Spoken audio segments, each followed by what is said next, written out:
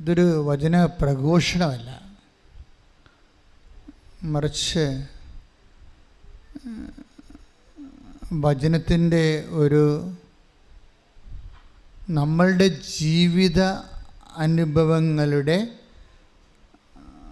വചന പരിസരങ്ങളെ കണ്ടെത്തിക്കൊണ്ട് ദൈവത്തിൻ്റെ പരിപാലന വിവേചിക്കുന്ന ഒരു ദൈവശുശ്രൂഷയാണിത്. അല്ലാതെ നമ്മൾ കൺവെൻഷനിൽ കാണുന്ന തരത്തിലുള്ള വലിയ ഒറേഷൻസും അതുതന്നെ പ്രൊക്ലമേഷൻസ് ഒന്നുമില്ല. ഇത് നമ്മൾ കൃപാസനത്തിൽ നിങ്ങൾക്കറിയാമല്ലോ, ഇവിടെ വരുന്നവർ വചനപ്രഘോഷണത്തിന് വേണ്ടി വരണവരല്ല, ഇനി ധ്യാനിച്ച് നന്നാകാൻ വരണവരുമല്ല.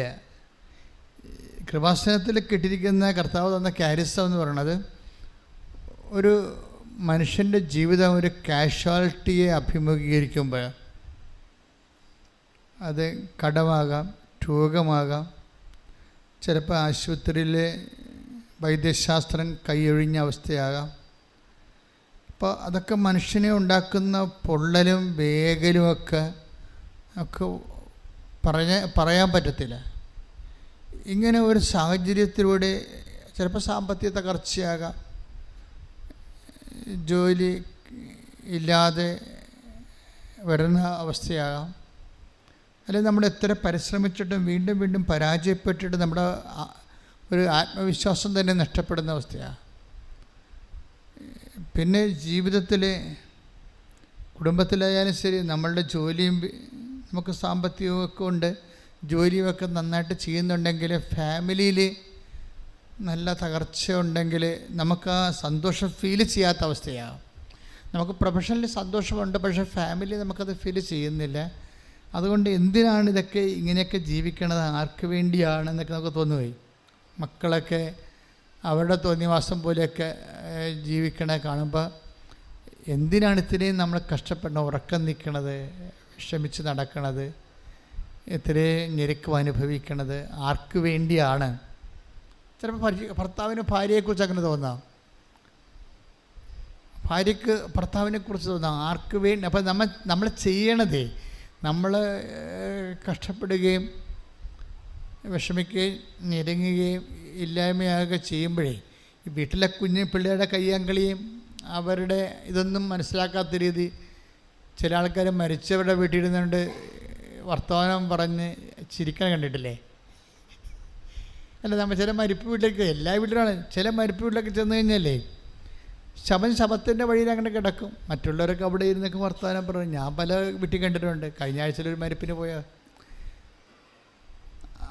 അപ്പോൾ ഈ ശവവുമായിട്ടൊരു ബന്ധമില്ല അവിടെ, അവിടെ ഇരുന്ന് വർത്തമാനം പറയുന്ന ആൾക്കാർക്ക് ഈ മരിച്ച ആളുമായിട്ടൊരു ബന്ധമില്ല.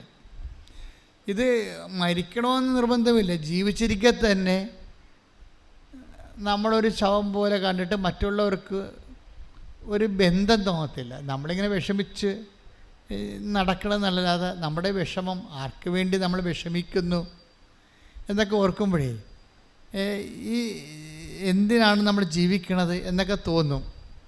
ഇത് ഓരോരുത്തർക്കും ഓരോ തരം അനുഭവങ്ങളാണ്. ഞാൻ പറയണത് നമ്മളെല്ലാവരും ഇങ്ങനെ മനുഷ്യരാൽ തോൽപ്പിക്കപ്പെടാമെന്നുള്ളൊരു അഭിപ്രായമാണ് എനിക്കുള്ളത്. ഒരു 10-21 ലക്ഷത്തോളം മനുഷ്യരെ കൗൺസിൽ ചെയ്യുമ്പോൾ എനിക്ക് തോന്നിയിരിക്കുന്നത് 2-3 കാര്യങ്ങളെനിക്ക് തോന്നിയിട്ടുണ്ട്. ഒരിക്കലും ഒരു ഭാര്യ മനസ്സ് നിറഞ്ഞ് ഒരു ഭർത്താവിനെ സ്നേഹിക്കരുതെന്ന് എനിക്ക് തോന്നിയിട്ടുണ്ട്. ഒരിക്കലും ഒരു ഭർത്താവ് അയാൾക്ക് പറ്റുന്ന മുഴുവനും സ്നേഹത്താൽ ഒരു വൈഫിനെ സ്നേഹിക്കരുതെന്ന് എനിക്ക് തോന്നിയിട്ടുണ്ട്. അതുപോലെ തന്നെ മക്കളായാലും ശരി, മതിമറന്ന അപ്പന്മാരെ മാതാമാരെ സ്നേഹിക്കരുതെന്ന് എനിക്ക് തോന്നിയിട്ടുണ്ട്. 2 കാരണങ്ങളാണ് അങ്ങനെ തോന്നാൻ കാരണം. ഒന്ന്, നിങ്ങളുടെ ഈ മാനുഷിക സ്നേഹം കൂടുന്നതനുസരിച്ച് കൊണ്ട് ദൈവത്തിൻ്റെ സ്പേസ് കുറഞ്ഞു വരും. അതാണ് ഒരു കാരണം. ദൈവത്തിന് അവിടെ പ്രത്യേകിച്ച് റോളൊന്നും ഇല്ലാതെ വരും. നിങ്ങൾക്ക് വെൻ യു ആർ കണ്ടൻറ്റഡ്, ആ സ്പേസ് ചുരുങ്ങിപ്പോകുന്നു. രണ്ടാമത്തത്, ഇപ്പോൾ നിങ്ങൾക്ക് പൊരിഞ്ഞ തീവ്രമായ പ്രണയമാണ് ഭാര്യ ഭർത്താക്കന്മാർക്കെങ്കിൽ പിരിയാൻ പാടായിരിക്കും. അവസാന കാലങ്ങളിൽ പിരിയാൻ പാടായിരിക്കും. ഞാനൊരിക്കലൊരു ഒരു ആളും മരിച്ച്, എൻ്റെ ഒരു പഴയ സഹപ്രവർത്തനായിരുന്നു. അപ്പോൾ അദ്ദേഹത്തിന് മരിപ്പിൽ ഞാൻ അപ്പോൾ ഇടവകയിലൂടെ മാറിപ്പോയിട്ട് കുറേ വർഷങ്ങളായി. എന്നാലും ഞാൻ ഇരുന്ന കാലത്ത് ഒത്തിരി സഹായിച്ച ആളാണ്. അപ്പം ഞാൻ വളരെ പെട്ടെന്ന് എല്ലാ വർക്കെല്ലാം കൂട്ടിയിട്ട് ഞാൻ ഇടവക ആ മരിപ്പ് വീട്ടിലോട്ട് ചെന്നപ്പോഴുണ്ട് അവിടെ 2 ശവപ്പെട്ടി കിടക്കുന്നു. 2 ശവപ്പെട്ടിയിലും ആളുണ്ട്. ഞാൻ തന്നെ വല്ലാണ്ടായിപ്പോയി. നോക്കിയപ്പോൾ എന്താ, ഭർത്താവാണ് ആദ്യം മരിച്ചത്. 1 മണിക്കൂർ കഴിഞ്ഞപ്പോൾ ഭാര്യ മരിച്ചു. അവർക്കത് താങ്ങാൻ പറ്റിയില്ല. ഭർത്താവ് മരിച്ചത് ഇനിയിപ്പോൾ ആർക്ക് വേണ്ടി ജീവിച്ചിരിക്കണം എന്നുള്ള ഒരു പ്രോബ്ലം വന്നു. അപ്പോൾ പിന്നെ ഉടനെ ഹൃദയം ഓട്ടോമാറ്റിക്കായിട്ട് അതിൻ്റെ ഇടിപ്പൊക്കെ നിർത്തി. അങ്ങനെ ഒരു അവസ്ഥ സുവിശേഷപരമായിട്ട് നിലനിൽക്കുന്നതല്ല. ദാറ്റ് മീൻസ് നമുക്ക് ഭർത്താവിനോ ഭാര്യയ്ക്കോ വേണ്ടി അല്ലല്ലോ നമ്മൾ ജീവിക്കേണ്ടത്. ബേസിക്കായിട്ട് അതൊക്കെ നമ്മുടെ ജീവിതത്തിൽ ദൈവം തന്നതല്ലേ. ഏതെങ്കിലും ഒരു കാലത്ത് വന്ന് ചേർന്ന ആൾക്കാരാണ്. അവർ വന്ന് ചേർന്ന പോലെ തന്നെ അവർ പോകും ഏതെങ്കിലും സമയത്ത്. അവശേഷിക്കുന്നത് ആരാണ്? നമ്മളും ദൈവവും തമ്മിലാണ്. അപ്പം ദൈവത്തിന് സ്പേസ് ഇല്ലാത്ത ഒരു പ്രണയം, അത് ബന്ധം, സ്നേഹമൊക്കെ ഞാനത് പ്രൊമോട്ട് ചെയ്യത്തില്ല. അവിടെ ദൈവത്തിന് സ്പേസ് ഇല്ലല്ലോ. കാര്യത്തിന് നമ്മൾ ഈ മരണം പോലെ സ്നേഹിച്ചപ്പോൾ സുഭാഷ് നമ്മുടെ ഇതില്ലേ സോങ് ഓഫ് ദി സോങ്സിൽ 8-ാം അധ്യായത്തിലെ ഉത്തമഗീതത്തിൽ പറഞ്ഞ സ്നേഹം മരണത്തെപ്പോലെ ശക്തമാണ്. അപ്പോൾ മരണത്തെപ്പോലെ ശക്തമായ സ്നേഹത്തിൽ പലപ്പോഴും ദൈവത്തിനൊരു സ്പേസ് ഉണ്ടാകത്തില്ല. അതുകൊണ്ട് ഇത് മനസ്സിലാക്കിയിട്ട് മനുഷ്യനെ അങ്ങനെയുള്ളൊരു എല്ലാം മറന്ന് സ്നേഹിക്കാനുള്ള ചാൻസ് ഉണ്ടെന്ന് മനസ്സിലാക്കിയിട്ട് ദൈവം അത് എന്താ വെച്ചാൽ ഇപ്പോൾ നമ്മൾ മരണം പോലെ തീവ്രമായൊരു സ്നേഹം ആണ് നിൻ്റെ ജീവിത പങ്കാളിയുടെ മക്കളോട് നിനക്കുള്ളതെന്ന് വിചാരിച്ചോ. അപ്പോൾ സ്വാഭാവികമായിട്ട് അവർക്ക് എന്തെങ്കിലും സംഭവിക്കുകയോ അവർ നഷ്ടപ്പെടുകയോ ഒക്കെ ചെയ്തു കഴിഞ്ഞാൽ നീ പിന്നെ ഭ്രാന്തന്മാരെ പോലെ നടക്കും. ഭ്രാന്തന്മാരെല്ലാം ജീവിതത്തിലെല്ലാം തകർന്നു വന്ന് പറഞ്ഞ് നടക്കും. ഞാനൊരു ഇടവക ചെന്നപ്പോൾ എല്ലാ ദിവസവും ഒരു 6 മണിയാകുമ്പോൾ ഒരു മനുഷ്യൻ കറുത്ത കോട്ടും കറുത്ത പാൻസും ഇട്ടുകൊണ്ട് സെമിത്തേരി വരും. അപ്പോൾ അന്ന് ഞാൻ ബ്രദറാണ്, ഞാൻ സ്ഥലമൊന്നും പറയില്ല. അപ്പോൾ അത് അറിയുന്നൊരു ഇടവകയിലായിരുന്നു. അപ്പോൾ ആൾക്കാർക്ക് മനസ്സിലായി ഇന്ന ആളാണ് ഉദ്ദേശിക്കണമെന്ന്. അപ്പോൾ കറുത്ത കോട്ടും കറുത്ത പാൻസും ഇട്ടുകൊണ്ട് ഈ മനുഷ്യൻ 6 മണിക്ക് വരും. എന്നിട്ട് ഒരു കുഴിമാടത്തെ മലന്ന് കിടക്കും. എന്നിട്ട് 9 മണിയാകുമ്പോൾ നിലയം വിളിച്ച് വീട്ടിൽ പോകും. അയ്യോ, ആ ജീവിതകാലം മുഴുവനും അയാൾ അങ്ങനെ ചെയ്തു. അയാളുടെ വൈഫ് പെട്ടെന്ന് മരിച്ചു. അതാണ് സംഭവം. വൈഫിൻ്റെ കുഴിമാടത്തെ അടി മനുഷ്യൻ എല്ലാ ദിവസവും 6 മണിക്ക് വരുന്നത്. അപ്പം ഞാൻ എൻ്റെ കണ്ണുകൊണ്ട് നേരെ കണ്ട കാര്യങ്ങളാണ്. അപ്പം അന്ന് ഞാൻ മനസ്സിലാക്കി, ഇത് ഒരാൾ പോയാൽ അടുത്ത ആൾ പിന്നെ ലൈഫ് ഭ്രാന്തായി പോകുമ്പോൾ ജീവിതം തന്നെ മീനിങ്ലെസ് ആയി പോകും. അത് നിങ്ങൾ ഈ എല്ലാത്തിനേക്കാളുപരി ആ മനുഷ്യനെ സ്നേഹിച്ചിട്ടാണ്. അപ്പം മനുഷ്യന് ഇങ്ങനെ ഒരു ചാഞ്ചല്യം ഉണ്ട്, ഒരു ചായ്വുണ്ടെന്ന് മനസ്സിലാക്കിയിട്ടാണ് ദൈവം കൽപ്പന തന്നിരിക്കുന്നത്. അതാ കൽപ്പനകളുടെ ഒരു പോക്കതാണ്. എല്ലാത്തിനേക്കാളുപരി ദൈവത്തെ സ്നേഹിക്കുക, നിന്നെപ്പോലെ തന്നെ നിൻ്റെ അയൽക്കാരനെയും സ്നേഹിക്കുക. അപ്പോഴേ നമ്മളെപ്പോഴും ശ്രദ്ധിക്കേണ്ട കാര്യമാണ്, ഇങ്ങനെയുള്ള ഒരു അപകട മേഖലയിൽ പെട്ടവരെ നിങ്ങളെ അനുദപിക്കണം വേണ്ടത്. ഇപ്പോൾ ഭാര്യ മരിച്ചു, ഭർത്താവ് മരിച്ചു, മക്കൾ നിങ്ങളെ സ്നേഹിക്കണില്ല, അതുകൊണ്ട് നിങ്ങൾക്ക് ജീവിതമില്ല. ഇപ്പോൾ മക്കൾ സ്നേഹിക്കണില്ല എന്ന് പറഞ്ഞാൽ, ഇപ്പം മൂത്തവൻ കല്യാണം കഴിച്ചു, അല്ലെങ്കിൽ ഒരു മകനാണ്, അവൻ കല്യാണം കഴിച്ചു, അവനിപ്പോൾ അവൻ്റെ വൈഫിൻ്റെ കാര്യങ്ങളും വൈഫിനോട് ചോദിക്കുകയും അന്വേഷിക്കുകയൊക്കെ ചെയ്യുന്നതെന്ന് പറയുമ്പോൾ തന്നെ അവൻ്റെ അമ്മ പ്രാന്തിയെപ്പോലെ വൈഫിനെ കൊന്നാലും കുഴപ്പമില്ല, ആങ്ങളെ ചത്താലും കുഴപ്പമില്ല, നാത്തൂൻ്റെ കണ്ണീര് കണ്ടാൽ മതി എന്നൊക്കെ പറഞ്ഞുള്ള നിലപാടിൽ ജീവിക്കുന്നത്. നിങ്ങൾ ഈ ഉടമ്പടി എടുത്തിട്ട് ചില ആൾക്കാർക്ക് ഏശണില്ലെന്ന് പറയാൻ കാരണം ഇതാണ്. ഇതൊരു പ്രശ്നമാണ്. കാരണം നിങ്ങളെ സുവിശേഷവിഹിതമായിട്ട് സുവിശേഷം സ്വീകരിച്ചിട്ടില്ല. സുവിശേഷം സ്വീകരിക്കാതെ, സുവിശേഷത്തിൻ്റെ അരുവിയെ ഉൾക്കൊള്ളാതെ നിങ്ങൾ ലോകത്തിൽ തൽക്കാലത്തേക്കൊരു ഫസ്റ്റ് എയ്ഡിന് വേണ്ടി വന്നിട്ടുള്ള ആൾക്കാരുണ്ട്. ഫസ്റ്റ് എയ്ഡിൽ ദൈവത്തിന് അത്ര താല്പര്യമില്ല. ചുമ്മാ ഡെറ്റോളൊക്കെ തേച്ച് ആ വ്രണ ഒഴുക്കി അങ്ങനെ നിങ്ങളെ പാക്കപ്പ് ചെയ്യുന്നതിൽ ദൈവത്തിന് പണ്ടേ താല്പര്യമില്ല, ഫസ്റ്റ് എയ്ഡിന്. അപ്പോൾ ഉടമ്പടി ഒരു ഫസ്റ്റ് എയ്ഡായിട്ട് എടുക്കരുത്. മറിച്ച് ഉടമ്പടിയിലോട്ട് വരുമ്പോൾ പേഴ്സൺ റിലേഷൻഷിപ്പ് നമ്മൾ പൂർണ്ണമായി ദൈവത്തിലേക്ക് വരികയാണ്. പിന്നെ ദൈവമാണ് റീസെറ്റ് ചെയ്യണത്. ഇപ്പം ഞാനൊരു കാര്യം നിങ്ങൾ ചോദിക്കട്ടെ, നിങ്ങൾ പതുക്കെ, ഞാൻ പറഞ്ഞില്ലേ, ഇത് ആദ്യമേ ഞാൻ പറഞ്ഞായിരുന്നു, ഇത് വലിയൊരു ഒറേഷൻസ് പ്രഘോഷണമായിട്ട് എടുക്കരുത്. നമ്മൾ കടന്നു പോകുന്ന കാലാവസ്ഥകളെ സുവിശേഷ വിഹിതമായി അതിൻ്റെ വചന പരിസരം നോക്കിയിട്ട് സ്യൂട്ടബിളാക്കി എടുക്കുകയാണ് നമ്മൾ ചെയ്യണത്. വളരെ ശാസ്ത്രീയമായിട്ട് അത് സ്യൂട്ടബിളാക്കി. ഉടമ്പടിയുടെ ഒരു ബയോളജി അതാണ് ഉടമ്പടിയുടെ. ഇപ്പോൾ ഉദാഹരണത്തിന് ചിലപ്പോൾ ദൈവം തന്നെ കാലാവസ്ഥ, ഇപ്പം നമുക്കൊരു കുഴപ്പമില്ലാണ്ടിരിക്കുകയാണ്, ജോലിയുണ്ട്, വീടുണ്ട്, വിവാഹമുണ്ട്, മക്കളുണ്ട്, ഭാര്യയുണ്ട്, കുഞ്ഞുങ്ങളുണ്ട്, നല്ല ആഹാരം കിട്ടുന്നുണ്ട്, ബന്ധുക്കളുണ്ട്, നമ്മൾ പോകുന്നുണ്ട്, അഴിയത്തിൽ പങ്കെടുക്കുന്നു, നമ്മൾ അവിടെയൊക്കെ ചെല്ലുമ്പോൾ അവൾ ഹീറോയാണ് എന്നൊക്കെ വിചാരിച്ചോ? നിങ്ങൾക്ക് വലിയ കുഴപ്പമൊന്നുമില്ല, യു ആർ നോട്ട് ട്രബിൾഡ്. അപ്പം നിങ്ങളുടെ ലൈഫ് ഇങ്ങനെ വളരെ കൂളായിട്ട് അങ്ങോട്ട് പോകുമ്പോൾ പിന്നെ ട്രബിൾ ഉണ്ടാക്കുന്നത് ആരാണ്? ഞാൻ ഇന്ന് വരെ കണ്ടിട്ടുള്ള ഏറ്റവും നല്ല ട്രബിൾ മേക്കർ ദൈവമാണ്. നിങ്ങളൊരു അപകട മേഖലയിൽ പോകുന്നത്, അത് എല്ലാം ഓക്കെ ആണെന്ന് വിചാരിച്ചോ? ബന്ധുക്കളുണ്ട്, സ്വന്തമുണ്ട്, ഭാര്യയാണ്, അതുപോലെ തന്നെ ജോലിയുണ്ട്, കുഞ്ഞുങ്ങളൊക്കെ സ്നേഹമുണ്ട്, അവർ നമ്മളെ പറഞ്ഞ് കേൾക്കുന്നുണ്ട്, അവർ പ്രാർത്ഥിക്കുന്നുണ്ട്, നിങ്ങൾക്ക് വരുമാനമുണ്ട്, എല്ലാം ഓക്കെ കൂളായിട്ട് പോവുകയാണ്. പക്ഷേ ദൈവം പറയും, നിങ്ങൾക്ക് ഒരു കുറവുണ്ടെന്ന് പറഞ്ഞില്ലേ? അപ്പോൾ ദൈവം എപ്പോഴും ഉള്ള ഒരു കണ്ണുണ്ട് ദൈവത്തിന്. കുറവിലേ ദൈവം കണ്ണ് വെക്കത്തുള്ളൂ. ആ take the word of God ഒരു കുറവുണ്ട്. ശ്രുതിക്കട്ടെ ഹല്ലേലൂയ. ഹല്ലേലൂയ ഹല്ലേലൂയ ഹല്ലേലൂയ. യേശുവേ നന്ദി. ഹല്ലേലൂയ ഹല്ലേലൂയ ഹല്ലേലൂയ ഹല്ലേലൂയ. യേശുവേ ആരാധന ആരാധന ആരാധന ആരാധന. ഹല്ലേലൂയ ഹല്ലേലൂയ ഹല്ലേലൂയ. മർക്കോസ് 10:21. മർക്കോസ് 10:21. യേശു സ്നേഹപൂർവം അവനെ കടാക്ഷിച്ചുകൊണ്ട് ഒരു യുവാവ് വന്ന് ചോദിച്ചതാണല്ലേ? അത് മൊത്തം എടുത്തേ, 10:20 എടുത്തേ. 10:20. അവൻ പറഞ്ഞു, ഗുരു, ചെറുപ്പം മുതൽ ഞാൻ ഇവയെല്ലാം പാലിക്കുന്നുണ്ട്. അവൻ്റെ പ്രശ്നം എന്താ? ഒരു യുവാവ് വന്ന് യേശുവിനോട് ചോദിക്കുകയാണ്, നിത്യജീവൻ പ്രാപിക്കാൻ ഞാൻ എന്ത് ചെയ്യണം? അപ്പോൾ അവൻ പറഞ്ഞു, ഞാൻ ഉടമ്പടി. അപ്പോൾ ഈശോ പറഞ്ഞു, നിയമത്തിൽ എന്ത് എഴുതിയിരിക്കുന്നു? അപ്പോൾ അവൻ പറഞ്ഞു, നിൻ്റെ take the word of God. ചെറുപ്പം മുതലേ യേശു വഴിയിലേക്ക് ഇറങ്ങിയപ്പോൾ ഒരുവൻ ഓടി വന്ന് അവന്റെ മുമ്പിൽ മുട്ടുകുത്തി ചോദിച്ചു. മക്കളെ ഇത് പറഞ്ഞേ. യേശു വഴിയിലേക്ക് ഇറങ്ങിയപ്പോൾ ഒരുവൻ ഓടി വന്ന് മുട്ടുകുത്തി അവനോട് ചോദിച്ചു, നല്ലവനായ ഗുരു, നിത്യജീവൻ അവകാശമാക്കാൻ ഞാൻ എന്ത് ചെയ്യണം? യേശു അവനോട് ചോദിച്ചു, എന്തുകൊണ്ടാണ് നീ എന്നെ നല്ലവൻ എന്ന് വിളിക്കുന്നത്? ദൈവം ഒരുവനല്ലാതെ നല്ലവനായി ആരുമില്ല. പ്രമാണങ്ങൾ നിനക്കറിയാമല്ലോ.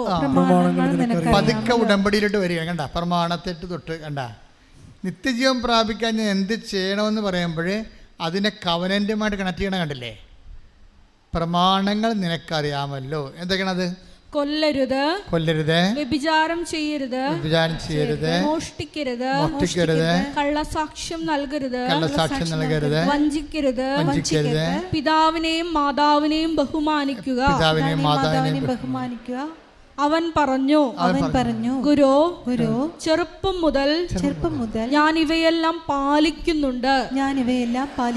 He is leading a covenantal life. അവനൊരു ഉടമ്പടി ജീവിതമാണ്. പ്രമാണങ്ങൾ അനുസരിച്ച് ജീവിക്കുന്ന എന്താണ്? ഒരു ഉടമ്പടി, ദൈവമായിട്ട് ചെയ്ത ഉടമ്പടി ജീവിതമാണ്. അപ്പോഴവൻ പറയുന്നു, ഞാനൊരു ഉടമ്പടി ജീവിതമാണ് കാഴ്ചവെക്കുന്നത്. നമ്മളും പലരും ഉടമ്പടി എടുത്തതല്ലേ, പുതുക്കിയതല്ലേ. അപ്പം അവൻ പറഞ്ഞത് എന്താണ്? ഞാൻ ചെറുപ്പം മുതൽ ഇതൊക്കെ പാലിക്കുന്നുണ്ട്, ഞാൻ ഒരു ഉടമ്പടി ജീവിതമാണ് ജീവിക്കുന്നത്. ഓക്കെ. അപ്പോഴീശോ പറഞ്ഞു, യേശു സ്നേഹപൂർവം അവനെ കടാക്ഷിച്ചുകൊണ്ട് പറഞ്ഞു. ഉടമ്പടി ജീവിതം ജീവിച്ച കർത്താവിന് നിങ്ങളോട് സ്നേഹം ഉണ്ടാവുന്ന ഉറപ്പല്ലേ? സ്നേഹപൂർവ്വമാണല്ല. ചിലപ്പോഴത്തൊക്കെ ഈശോ കോപത്തോടെ വീക്ഷിച്ചെന്ന് പറയും അല്ലെ? കൈ സൂക്ഷിച്ച് പോയവനെ സുഖപ്പെടുത്തുന്ന സമയത്ത് സാബത്തിൽ ഇത് ചെയ്യരുത്, വേറെ ദിവസം വേണമെങ്കിൽ ചെയ്തോളാൻ വേണ്ടി സിനഗോഗ് അധികാരി പറയുമ്പോഴേ യേശു അവനെ കോപത്തോടെ വീക്ഷിച്ചെന്നാണ് പറയണത്. പക്ഷെ ഇവിടെ അങ്ങനെയല്ല. കവനൻ്റ് ചെയ്ത് ജീവിക്കുന്ന, ഉടമ്പടി ചെയ്ത് ജീവിക്കുന്നവനെ പുതുക്കിയവനോടും ഉടമ്പടി എടുത്തവനോടും യേശു സ്നേഹത്തോടെ, അത് നിങ്ങൾക്കും എനിക്കും ഉള്ള ഒരു മോട്ടമാണ്. എന്താണ്? ഒന്ന് വായിച്ചത്. യേശു സ്നേഹപൂർവം അവനെ കടാക്ഷിച്ചുകൊണ്ട് പറഞ്ഞു, നിനക്ക് ഒരു കുറവുണ്ട്. ഇതാണ് പ്രോബ്ലം. ഇപ്പൊ കവനൻ്റൽ ലൈഫ് ആണെങ്കിലും ദൈവം നോക്കണത് എന്താണ്? അടുത്ത കുറവ് എന്താണ്? ഇതാണ് പ്രശ്നം. We are leading a covenantal sincere life, but Jesus is looking for another fault. ഇനി വേറെ എന്തെങ്കിലും കുറവുണ്ടോ? മനസ്സിലായില്ലേ? ഓരോ ആൾക്കാരും ഉടമ്പടി പുതുക്കുമ്പോൾ കുറവുകൾ ഇതുപോലെ നോക്കിക്കൊണ്ടേയിരിക്കണം. ആസ് യൂഷ്വൽ നമ്മൾ ഉടമ്പടി പുതുക്കുമ്പോൾ ഞങ്ങൾ ഒരു ചാർട്ട് നിങ്ങൾക്ക് തന്നിട്ടുണ്ട്. എന്താണ് തന്നിരിക്കുന്നത്? Clap your hands and sing the law, 45-ാം സങ്കീർത്തനത്തിലെ clap, Christian life assessment paper. ഈ അസസ്മെൻ്റ് അനുസരിച്ചുകൊണ്ട് നമുക്ക് സ്വാഭാവികമായിട്ട് ഒരു നോർമൽ അസസ്മെൻറ്റ് നടക്കുന്നുണ്ട്. പലരും അതനുസരിച്ച് തന്നെയാണ് ജീവിക്കുന്നത്. പക്ഷേ ഇങ്ങനെ അസസ്മെൻറ്റ് നമ്മളുടെ 10% അസസ്മെൻറ്റ് കറക്റ്റാണെന്ന് പറഞ്ഞ് നിങ്ങൾക്ക് അറിയാമല്ലോ, ആ അസസ്മെൻറ്റിൽ തന്നെ ഒരു 65% മാർക്ക് കൂടുതൽ, 70 മാർക്ക് കൂടുതൽ ആർക്കും കിട്ടണില്ല. 70 മാർക്കിൽ കൂടുതൽ അസസ്മെൻറ്റിന് കിട്ടണില്ല. നിങ്ങൾ നോക്കിയാൽ മതി. അപ്പോൾ 70 മാർക്ക് കിട്ടുന്നവർ, ഞങ്ങളെ സംബന്ധിച്ചിടത്തോളം ഞങ്ങളുടെ സ്റ്റാൻഡേർഡ് ഓഫ് റെഫറൻസിൽ നിങ്ങൾ 90 മാർക്കുണ്ട്. പക്ഷേ we are not giving it. നിങ്ങളങ്ങനെ പെട്ടെന്ന് കയറി നിങ്ങളെക്കുറിച്ച് ആവശ്യമില്ലാത്ത കോൺഫിഡൻസ് ഉണ്ടാകാതിരിക്കാൻ വേണ്ടി മാർക്ക് പിടിച്ചാണ് ഇടണത്. പക്ഷേ അങ്ങനെ നിങ്ങൾക്ക് 90 മാർക്ക് തന്നെന്ന് വിചാരിച്ചോ? നിങ്ങളുടെ ക്രിസ്ത്യൻ അസസ്മെൻ്റൽ ജീവിതത്തിൽ വി ആർ സോ സാറ്റിസ്ഫൈഡ് എന്നും പറഞ്ഞുകൊണ്ട് നിങ്ങൾക്ക് 90 മാർക്ക് തന്നെന്ന് വിചാരിച്ചോ? പക്ഷേ അപ്പോഴും ജീസസിൻ്റെ മൈൻഡ് സെറ്റ് അങ്ങനെയല്ല. അടുത്ത കുറവ് എന്താണെന്ന് നോക്കൂ. നിനക്ക് ഒരു കുറവുണ്ട്. ഈശോ പറഞ്ഞു കേട്ടില്ല? നിനക്കൊരു കുറവുണ്ട്. പോയി ഒന്ന് പറഞ്ഞു. നിനക്കൊരു കുറവുണ്ട്. പോയി നിനക്കുള്ളതെല്ലാം വിറ്റ് ദരിദ്രർക്ക് കൊടുക്കുക. അപ്പോൾ സ്വർഗത്തിൽ നിനക്ക് നിക്ഷേപമുണ്ടാകും. പിന്നെ വന്ന് ഈ കുറവെന്ന് പറയണത് സ്വർഗത്തിലെ നിക്ഷേപം കണ്ടുകൊണ്ട് വേണം. ഒരു പരിധി കഴിഞ്ഞാൽ പിന്നീട് സ്വർഗത്തിലെ നിക്ഷേപം കണ്ടുകൊണ്ട് വേണം നമ്മൾ നമ്മുടെ മൂവ്മെൻറ്റ് ചെയ്യാൻ. സ്വർഗത്തിൽ നിനക്ക് നിക്ഷേപം ഉണ്ടാകും. അടുത്ത വായിച്ചേ. പിന്നെ വന്ന് എന്നെ അനുഗമിക്കുക. ഇത് ബേസിക്കായിട്ട് നമുക്കറിയില്ല. സുവിശേഷം ഈ പൂച്ചയെ പിടിച്ച് എങ്ങനെ എറിഞ്ഞാലും 4 കാലേ വന്ന് ലാൻഡാവും അല്ലേ? അതുപോലെ ഉടമ്പടിയുടെ എല്ലാത്തിനും അൾട്ടിമേറ്റ് എയിം എന്താണ്? ദൈവത്തെ അനുഗമിക്കുകയാണ്. ഇപ്പം അവൻ പറയണ പോലെ ചെയ്യുന്നതല്ലേ ഇതിൻ്റെ മെക്കാനിസം അതല്ലേ ഉള്ളൂ. നിങ്ങളൊന്ന് ചിന്തിച്ച് നോക്കിയേ. 2000 കൊല്ലമായി സഭ ഇവിടെ പുലരുന്നത്. അവൻ പറയണ പോലെ ചെയ്യാൻ വേണ്ടിയുള്ള വചനങ്ങൾ എത്രയോ കോടാനുകോടി പള്ളികളിൽ ആയിരക്കണക്കിന് കൊല്ലങ്ങൾ വായിച്ചെങ്കിലും നമ്മളോടാണ് അതിൻ്റെ അകത്ത് രഹസ്യം പറഞ്ഞത്. എന്താണ്? അവൻ പറഞ്ഞതുപോലെ ചെയ്യണത് വെള്ളം കോരി ഒഴിക്കണ ഏർപ്പാടല്ല, ക്രിസ്തു പറയണ പോലെ ജീവിക്കുന്നതാണെന്നുള്ളത് അമ്മ മാതാവിൻ്റെ മധ്യസ്ഥയിലാണ് നമുക്ക് കിട്ടി. അങ്ങനെയാണ് ഉടമ്പടി ആയിപ്പോയത്. അത് നമ്മളെല്ലാവരും ചെയ്യുന്നത് എന്താണ്? അവൻ പറഞ്ഞതുപോലെയാണ് ചെയ്യുന്നത്. കേരള സഭ ഇങ്ങനൊരു പുതിയ ഒരു മൂവ്മെൻറ്റ് വന്നപ്പോൾ എന്തുകൊണ്ടാണ് ഒരു മെത്താമാച്ചന്മാർ പോലും ഇതിനോട് ഒരു നിരസം പോലും ഒരു പുതിയ പ്രാർത്ഥനയോട് ഒരു സംശയം പോലും കാണിക്കാഞ്ഞ എന്താണ്? സഭ തന്നെ ഇവിടെ നിലനിൽക്കുന്നതിൻ്റെ ഉദ്ദേശം എന്താണ്? അവൻ പറയണ പോലെ ജനത്തെ കൊണ്ട് ചെയ്യിക്കാനാണ്. അവിടെ അതിൻ്റെ അകത്ത് വേറെ ഒരു മിസ്റ്റേക്കും ഇല്ല സംഭവം. പിന്നെ അവൻ ചെയ്യിക്കുന്ന രീതികൾ സ്വാഭാവികമായിട്ടും വ്യത്യസ്തമാണ്. ചെയ്യിക്കുന്ന രീതികളിൽ ഉപയോഗിച്ചിരിക്കുന്ന മെത്തേഡുകൾ വ്യത്യാസമാണ്. മെത്തേഡ് പക്ഷേ ഇറ്റ് ഈസ് ബിബ്ലിക്കൽ, പക്കാ ബിബ്ലിക്കലാണ്. ഇപ്പോൾ ഉപ്പായാലും അതുപോലെ തന്നെ തിരിയായാലും, ഇപ്പം even the green colour. Isaiah എടുത്ത മോളെ, ഐസയല്ല, ഹെബ്രായർ 9:4 എടുത്ത് ശ്രുതികട ഹല്ലേലൂയ ഹല്ലേലൂയ ഹല്ലേലൂയ ഹല്ലേലൂയ യേശുവേ നന്ദി ഹല്ലേലൂയ ഹല്ലേലൂയ ഹല്ലേലൂയ ഹല്ലേലൂയ ഹല്ലേലൂയ യേശുവേ ആരാധന ആരാധന ആരാധന. അതിൽ സ്വർണം കൊണ്ടുള്ള ധൂപപീഠവും എല്ലാ വശവും പൊന്നുപൊതിഞ്ഞ വാഗ്ദാന പേടകവും ഉണ്ടായിരുന്നു. വാഗ്ദാന പേടകത്തെക്കുറിച്ച് പറയുന്ന ഹെബ്രായർ 9:4 അതിൽ സ്വർണം കൊണ്ടുള്ള ധൂപപീഠവും എല്ലാ വശവും പൊന്നു പൊതിഞ്ഞ വാഗ്ദാന പേടകവും ഉണ്ടായിരുന്നു. മന്ന വെച്ചിരുന്ന സ്വർണ്ണ കലശവും അഹറോന്റെ തളിർത്ത വടിയും. വാഗ്ദാന പേടകത്തിൽ ആദ്യത്തെ വാഗ്ദാന പേടകത്തിൽ എന്താ ഉണ്ടായിരുന്നത്? മന്ന കലശം അല്ലേ? കലശം വെച്ചാൽ പാത്രം. അത് മന്ന വെച്ചിരുന്ന കലശം. മന്ന എന്ന് പറഞ്ഞാൽ എന്താണ്? ഭക്ഷണം മാർഗമില്ലാതെ വന്നൊരു കാലത്ത് കർത്താവ് നിങ്ങൾക്കറിയാത്തപ്പം എനിക്കുണ്ടെന്ന് പറഞ്ഞില്ലേ? അറിയാത്തപ്പം എന്ന് പറയും. അറിയാത്തപ്പം എന്ന് പറയുമ്പോൾ അപ്പത്തിനൊരു സ്വഭാവമുണ്ട്. ഇപ്പോൾ ദൈവം നമുക്ക് തരുമ്പോൾ അത് നമുക്ക് മുൻ പരിചയം ഉണ്ടാകണം നിർബന്ധമില്ല. അപ്പം നീ പറയും എങ്ങനെ ജീവിക്കും? എനിക്ക് 2 കുഞ്ഞുങ്ങളുണ്ടല്ലോ, ഞാനാണൊരു ജോലിക്കാരുള്ള, എനിക്ക് തൈറോയിഡും ഷുഗറുമാണ്, എനിക്ക് വേലെടുക്കാൻ പറ്റണില്ല, പകുതി ആകുമ്പോൾ കഥക്കുന്ന, ഞാൻ ഈ പ്രൈവറ്റ് ഫേമിലി ജോലി എടുത്തിട്ട് അവിടെ അട്ടത്തുപ്പം കൊണ്ട് ഈ കുഞ്ഞുങ്ങളെ എങ്ങനെ വളർത്തും എന്ന് ചോദിച്ചാൽ ന്യായമായ ചോദ്യമാണത്. അത് നിനക്കറിയുന്ന അപ്പമാണ്. പക്ഷേ ഉടമ്പടി അറിയാത്തപ്പം നിനക്ക് തരും. കർത്താവ് പറഞ്ഞില്ലേ അറിയാത്തപ്പം. ഇപ്പോൾ അപ്പത്തിനെ കുറിച്ച് പറയുന്ന സമയത്ത് അറിയാത്തപ്പത്തെക്കുറിച്ച് എടുത്ത് take the word of God. അറിയാത്തപ്പം, നിങ്ങൾ അറിയാത്ത അപ്പം എനിക്കുണ്ട്. എപ്പോഴും എൻ്റെ മക്കൾ മനസ്സിലാക്കണം. ഇപ്പോൾ നിങ്ങളുടെ വേല മുട്ടുകയാണ്, ജോലി മുട്ടുകയാണെന്ന് വിചാരിച്ചോ? അപ്പോൾ അല്ലെങ്കിൽ നിങ്ങൾ ജോലി എടുക്കുന്ന സ്ഥലത്ത് നിന്ന് പറയുകയാണ് ഈ മാസം കൂടിയേ ഈ ജോലിയുള്ളൂ കേട്ടോ, നമുക്ക് ഓർഡറില്ലേ. ഇപ്പോൾ കൈറ്റ് ഓഫീസിൽ നിന്നൊക്കെ ആൾക്കാരെ പറഞ്ഞു വിടരുത്, ഓർഡർ ഇല്ലെന്നും പറഞ്ഞു വിടണത്. അടുത്ത മാസം നമുക്ക് ഓർഡർ ഇല്ലെന്ന് പറയും. അപ്പോൾ നിങ്ങൾ വിചാരിക്കും നിങ്ങൾ അപ്പം തന്നെ ഡൗണായി പോകും. അടുത്ത മാസം എങ്ങനെ പീഡിയ കച്ചവടം പറ്റുകടയിൽ എങ്ങനെ പൈസ കൊടുക്കണമെന്ന് നോക്കണം. എങ്ങനെ പറ്റുകടയിൽ പൈസ കൊടുക്കണമെന്ന് പറഞ്ഞത് നിങ്ങൾ വിഷമിച്ച് വിടുമ്പോൾ രാത്രി വൈകുന്നേരം വന്ന് വൈഫിൻ്റെ വഴി അടുത്ത മാസം മുതൽ അങ്ങോട്ട് ചെല്ലണമെന്നാണ് പറഞ്ഞിരിക്കണമെന്ന് പറയും. അപ്പോൾ അവരും വിഷമിക്കും. നിങ്ങൾ വിശ്വാസികളാണെങ്കിൽ വിഷമിക്കേണ്ട കാര്യമില്ല. കാര്യം നമ്മൾ വാഗ്ദാനങ്ങൾ ജീവിക്കുന്നവരാണ്. ഗുരു ഭക്ഷണം കഴിച്ചാലും എന്ന് പറയുമ്പോൾ ഈശോ എന്താ പറഞ്ഞത്? നിങ്ങളറിയാത്തപ്പം എനിക്കുണ്ട്. അപ്പം ദൈവത്തിൻ്റെ കയ്യിലുള്ള അപ്പമാണ് അറിയാത്തപ്പം. അതായത് ദൈവത്തിൻ്റെ കയ്യിൽ നിങ്ങളെക്കുറിച്ചുള്ള പദ്ധതിയില്ലേ? എനിക്ക് നിങ്ങളെക്കുറിച്ചൊരു പദ്ധതി ഉണ്ടെന്ന് പറഞ്ഞില്ല, അതാണ് ഈ അറിയാത്തപ്പം. Take the word of God. എനിക്ക് നിങ്ങളെക്കുറിച്ച് പദ്ധതിയുണ്ട്. ഇസ്രായേൽക്കാർ ഇത് കണ്ടപ്പോൾ പരസ്പരം ചോദിച്ചു, ഇതെന്താണ്? അതെന്താണെന്ന് അവർ അറിഞ്ഞിരുന്നില്ല. അപ്പോൾ മോശ അവരോട് പറഞ്ഞു, കർത്താവ് നിങ്ങൾക്ക് ഭക്ഷണമായി തന്നിരിക്കുന്ന അപ്പമാണിത്. അത് എന്താണെന്ന് അവരറിഞ്ഞിരുന്നില്ല അല്ലേ? അത് തന്നെയാണ് അറിയാത്തപ്പം. നിങ്ങളറിയാത്തപ്പം എനിക്കുണ്ട്. അതായത് എപ്പോഴും നമ്മൾ ശ്രദ്ധിക്കുക, നമ്മൾക്ക് അറിയണമെന്ന് നിർബന്ധമില്ല. നമ്മളെങ്ങനെ ജീവിക്കുമെന്നുള്ളത് ചില സമയത്ത് നമ്മൾക്ക് അറിയണമെന്നില്ല. പക്ഷേ ദൈവത്തിനറിയാം. കാരണം എന്താ?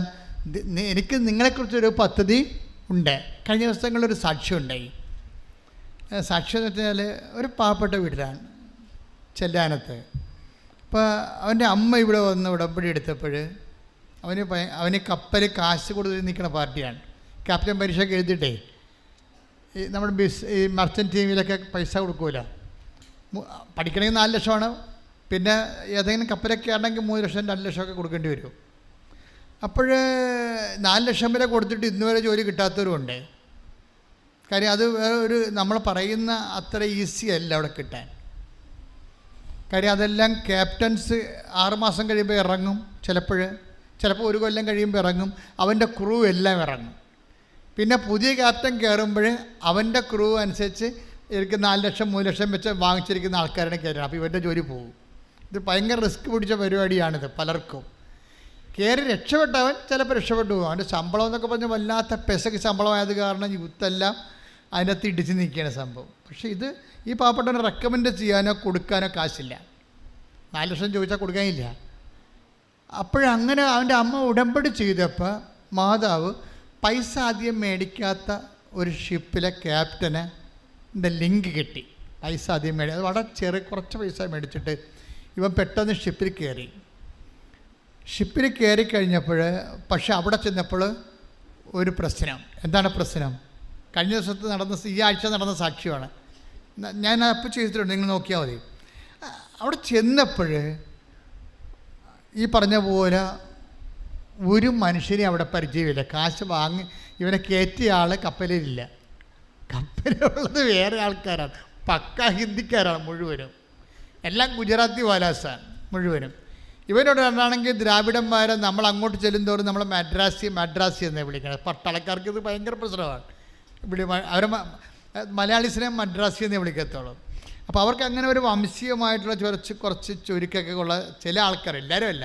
അപ്പോൾ ഇവൻ ചെന്ന് പെട്ടിരിക്കുന്ന സ്ഥലം വളരെ മോശമാണ്. ഇവനോട് അവർ വളരെ സഹകരിക്കണില്ല, ഇവന് വർക്ക് കാണിച്ചു കൊടുക്കണില്ല. എൻജിൻ റൂമിലാണ് വർക്ക് ചെയ്യേണ്ടത്. അവിടെയൊക്കെ ഇവന് യാതൊരുവിധ സപ്പോർട്ടും കിട്ടണില്ല. ഇവന് വെറുതെ നിൽക്കേണ്ടി വരികയാണ്. അപ്പോൾ ഇവൻ വിളിച്ചു പറഞ്ഞു, അമ്മ ഭയങ്കര കഷ്ടപ്പാടാണ് ഇവിടെ എന്ന് പറഞ്ഞു. അപ്പോൾ ഉടനെ അമ്മ പറഞ്ഞ്, ഞാൻ പ്രത്യക്ഷീണ പ്രാർത്ഥിച്ചെല്ലാം മോനെ എന്ന് പറയും. പ്രശ്നം ഇതാണ് വെച്ചാൽ പാവപ്പെട്ടവൻ ജീവിക്കേണ്ട ഈ പ്രത്യക്ഷീണ പ്രാർത്ഥന കൊണ്ടാണ്. അവന് വേറെ ഇല്ല. ഈ ഹിന്ദിക്കാരൻ ക്യാപ്റ്റനോട് നമുക്ക് എങ്ങനെയാണ് ഇത് ഇടാൻ പറ്റേണ്ടത്? നമ്മൾ ഈ പ്രത്യക്ഷീണ പ്രാർത്ഥന വെച്ചാണ് ഇത്. വിശ്വാസി എന്ന് പറഞ്ഞാൽ അതാണ്, വിശ്വാസിയെ തളരാതെ. ശ്രദ്ധിക്കട്ടെ, ഹല്ലേലൂയ. നീ ആ പഴയ നിന്നെ ആ കപ്പലിൽ കയറ്റിയ ആളെ വിളിക്കാൻ പറയും. ഉടനെ ഇവൻ ആ ഈ കപ്പലിൽ കയറ്റിയ ആൾ പുറത്ത് നിൽക്കണില്ല.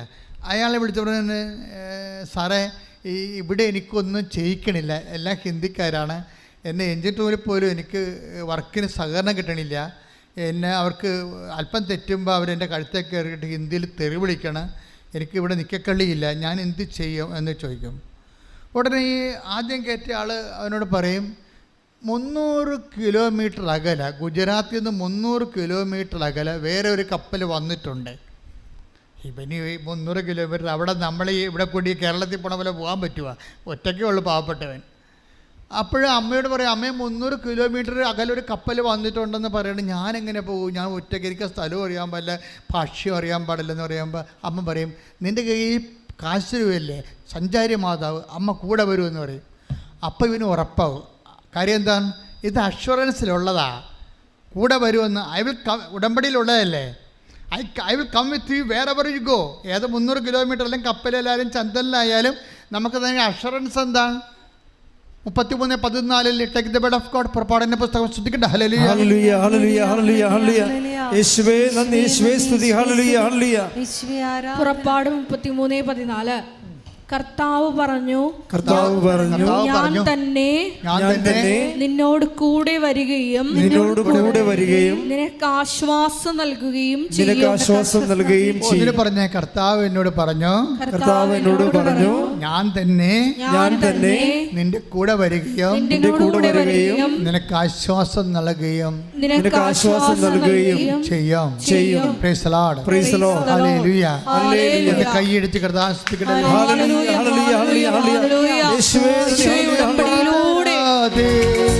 ചെല്ലുമ്പോൾ ഈ ആള് വിളിച്ച് സെറ്റ് ചെയ്തിട്ട് ഈ 300 കിലോമീറ്റർ അകലെ കിടക്കുന്ന കപ്പലിൻ്റെ അടുത്ത് ചെല്ലുമ്പോൾ അവിടുത്തെ ആൾ ഇറങ്ങി വന്ന് ഇവനെ കൂട്ടിക്കൊണ്ട് കപ്പലിലോട്ട് പോകും. കപ്പലിലോട്ട് പോകുമ്പോഴുണ്ട് അവിടെ എല്ലാവരും ഹിന്ദിക്കാരാണ്, 3 മലയാളികളേ ഉള്ളൂ.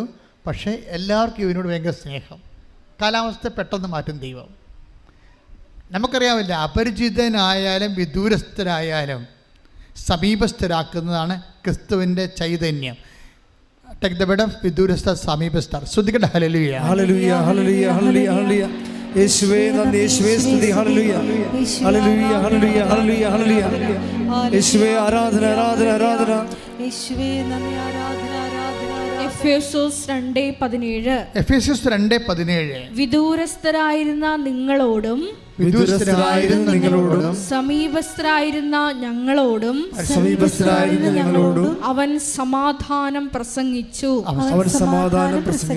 അതെന്ത് സംഭവിച്ചു കഴിഞ്ഞാല്, ക്രിസ്തുവിലായിരിക്കുന്നവനെ സംബന്ധിച്ചിടത്തോളം ഈ വിദൂരസ്ഥരെയും സമീപസ്ഥരെയും ഒക്കെ അയൽവാസികളാക്കി മാറ്റുന്നതാണ് ക്രിസ്തു എല്ലാമാണെന്നില്ലേ. അതാണ് പൗലോസ് പറയുന്നത്. Colossians 3:11. Take the word of God. ശ്രദ്ധിക്കട്ടെ, ഹല്ലേലൂയ ക്ലോസിസ് 3:11. ഇവിടെ ഗ്രീക്കുകാരനെന്നോ ഗ്രേക്കുകാരനെന്നോ യഹൂദനെന്നോ പരിച്ഛേദിതനെന്നോ അപരിച്ഛേദിതനെന്നോ അപരിഷ്കൃതനെന്നോ സിദിയനെന്നോ അടിമയെന്നോ സ്വതന്ത്രനെന്നോ വ്യത്യാസമില്ല. പിന്നെയോ ക്രിസ്തു എല്ലാമാണ്, എല്ലാവരിലുമാണ്.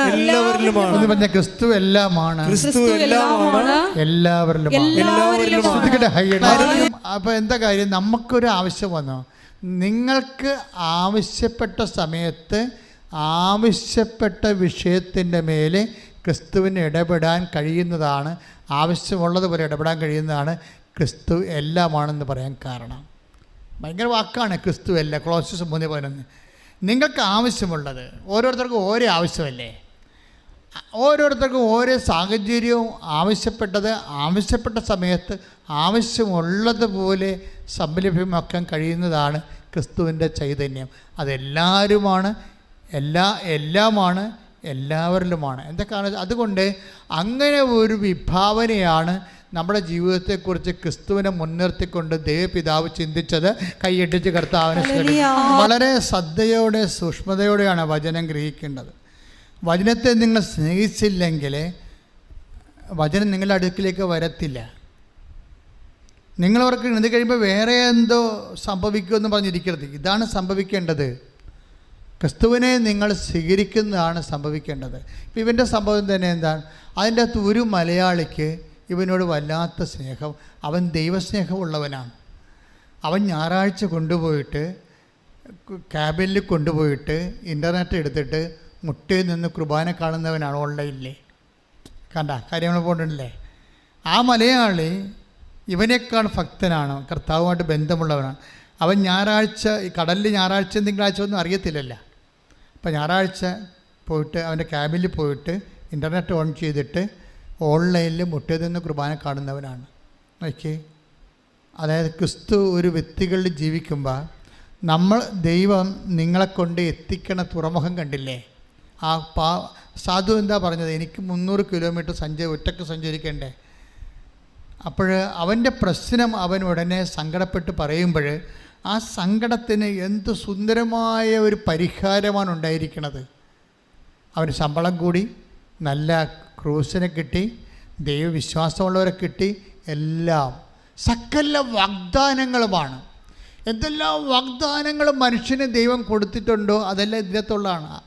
ഐ വിൽ റീഇൻസ്റ്റേറ്റ് യു എന്നൊക്കെ പറയുന്ന പോലെ ഇപ്പം നമ്മൾ എവിടെ നിന്നാണ് ഇപ്പം 2 കൊറിന്തോസ് 1:20 take the word of God സകല വാഗ്ദാനങ്ങൾ. 2 കൊറിന്തോസ് 1:20 ദൈവത്തിന്റെ സകല വാഗ്ദാനങ്ങളും പറഞ്ഞു ഇടിമുഴക്കം പോലെ ദൈവത്തിന്റെ സകല വാഗ്ദാനങ്ങളും ക്രിസ്തുവിൽ അതേ എന്ന് തന്നെ. അപ്പൊ ക്രിസ്തുവിൽ നോ ഇല്ലെന്ന് മനസ്സിലായില്ലേ? ക്രിസ്തുവിൽ എന്താണെന്ന്? ക്രിസ്തുവിൽ അതേ ഉള്ളൂ. ക്രിസ്തുവിൽ നോ ഇല്ല. ക്രിസ്തുവിൽ നോ ഇല്ലാത്തത് കൊണ്ടാണ് അമ്മ രക്ഷപ്പെട്ടതെന്ന് ഞാൻ പറയത്തുള്ളൂ. മനസ്സിലായില്ലേ? ഒന്ന് പറഞ്ഞ സകല വാഗ്ദാനങ്ങളും ക്രിസ്തുവിൽ അതേ തന്നെ. അല്ലേ? അപ്പൊ ക്രിസ്തുവിൽ യേശേ ഉള്ളൂ, നോ ഇല്ല. ഉറപ്പല്ലേ? അതുകൊണ്ട് നോ പറഞ്ഞെങ്കിലും അത് സിറ്റുവേഷൻസിൻ്റെ സീരിയസ്നെസ് അമ്മ മനസ്സിലാക്കി. എനിക്ക് കാനായിലെ കല്യാണത്തിൽ അവർക്ക് വീഞ്ഞില്ലെന്ന് പറഞ്ഞില്ലേ? നോ എന്നാണല്ല പറഞ്ഞത് അമ്മ. അവർക്ക് വീഞ്ഞ് ഇല്ല, നോ അല്ലേ? അവർക്കില്ല. അപ്പം അമ്മയുടെ ഈശോ എന്താ പറയണത്? എനിക്ക് നിനക്കും എന്ത്, എൻ്റെ സമയം ഇനിയും സമാഗതമായിട്ടില്ലല്ലോ. അപ്പോൾ ഇല്ലാത്തതിൻ്റെ പ്രോബ്ലം ഉണ്ട്. പക്ഷേ അമ്മയ്ക്കത് മനസ്സിലാവും. അമ്മയാണ് ക്രിസ്തുവിനെ ആദ്യം മനസ്സിലാക്കിയത്. ഇപ്പം ഇങ്ങനെ പറയുന്നുണ്ടെങ്കിലും ക്രിസ്തുവിൽ നോയില്ലെന്ന് അമ്മയ്ക്കറിയാം. എന്താ കാര്യം? എത്രയോ വർഷം അമ്മയാണ് ആദ്യം മനസ്സിലാക്കിയത്. സകല വാഗ്ദാനങ്ങളും ക്രിസ്തുവിൽ അതേ എന്ന് തന്നെയാണ്. യേശു മാത്രമേ ഉള്ളൂ, നോയില്ലെന്ന് അമ്മയാണ് ആദ്യം മനസ്സിലാക്കിയത്. അതുകൊണ്ട് അമ്മയുടെ സ്റ്റാൻഡെല്ലാം കണ്ട് നിൽക്കുകയാണ്. നിന്നപ്പോൾ എന്താണ്? യേശു വരാൻ തുടങ്ങി. കാര്യമുണ്ട്, ക്രിസ്തുവിന് അങ്ങനെ നോ പറയാൻ പറ്റത്തില്ല. നിൻ്റെ ജോലി, വീട്, വിവാഹം, നിൻ്റെ കുഞ്ഞു കാര്യമായാലും ശരി, ക്രിസ്തുവിന് നോ പറയാൻ പറ്റത്തില്ല. കാര്യം സകല വാഗ്ദാനങ്ങളുമാണ്. ഇതൊക്കെ ക്രിസ്തുവിനോട് പറയാൻ പറ്റുമോ? ഇപ്പോൾ ഒരു ദിവസം ഒരു ഒരു ഒരു ഒരു ചേച്ചി ഇവിടെ സാക്ഷ്യം പറഞ്ഞു. അപ്പോൾ അവരുടെ 1 മാസമായിട്ട് ബ്ലീഡിങ്ങാണ്. ഈ ബ്ലീഡിങ്ങൊക്കെ എങ്ങനെയാണ് ക്രിസ്തുവിനോട് പറയണമെന്നുള്ളതാണ് അവർക്ക് അത്ര ക്രിസ്തുവിനെക്കുറിച്ച് അറിയത്തുള്ളൂ. ഇതൊക്കെ എങ്ങനെ പറയും? 1 മാസമായിട്ട് ബ്ലീഡിങ് മാറണില്ല. ഇവർക്കാണെങ്കിൽ ഭയങ്കര ചമ്മൽ, വീട്ടിൽ പറയാനും പ്രശ്നം. വീട്ടിൽ പറഞ്ഞാൽ ആശുപത്രി പറയാം, ആശുപത്രി പറഞ്ഞാൽ പിന്നെ യൂട്രസ് ഓപ്പറേഷൻ പറയും. ഇവർക്ക് ഇതൊക്കെ പേടിയാണ്, അതാണ് പ്രശ്നം. വീട്ടിൽ പറയാത്ത കാര്യം ഇവർക്ക് യൂട്രസ് ഓപ്പറേഷൻ പറയും. യൂട്രസ് ഇറങ്ങി വരണം അവർക്ക് ഫീൽ ചെയ്യുന്നുണ്ട്, അതാണ് ബ്ലീഡിങ് നിൽക്കാത്തത്. പക്ഷേ ഉടമ്പടി എടുത്ത് തൈലം തേച്ച് കഴിഞ്ഞപ്പോഴുണ്ട് ഇങ്ങനെ ഹെയർ ബ്രേക്ക് ഇട്ട പോലെ ഈ ബ്ലീഡിങ് നിൽക്കും. സാക്ഷ്യം യൂട്യൂബിൽ കിടപ്പുണ്ട്, നോക്കിയാൽ മതി. സകല വാഗ്ദാനങ്ങളും നിൻ്റെ രക്തസ്രാവം, നിൽക്കാത്ത രക്തസ്രാവം പോലും ക്രിസ്തുവിൽ അതേ തന്നെയാണ്. കൈയിട്ടിച്ച് ഉടമ്പടി എടുത്തിരിക്കുന്ന ഞങ്ങൾ ഓരോരുത്തരെയും അങ്ങേ വാഗ്ദാനങ്ങളുടെ അവകാശികളാക്കി മാറ്റണമേ. ഇതിന് വരുന്ന വിഷയം മനസ്സിലായില്ലേ? ഇപ്പൊ 2 കൊരിന്ത്യർ 1:20 ഏറ്റു പറഞ്ഞ സകല വാഗ്ദാനങ്ങളും ക്രിസ്തുവിൽ അതേ തന്നെയാണ് എന്ന് വെച്ചാൽ ദൈവ പൈതലെ നിന്നോടും എന്നോടും വചനം എന്താണ് പറയണത്? ക്രിസ്തുവിനോട് എന്തും ചോദിക്കാൻ. കൈയിടിച്ച് കർത്താൻ.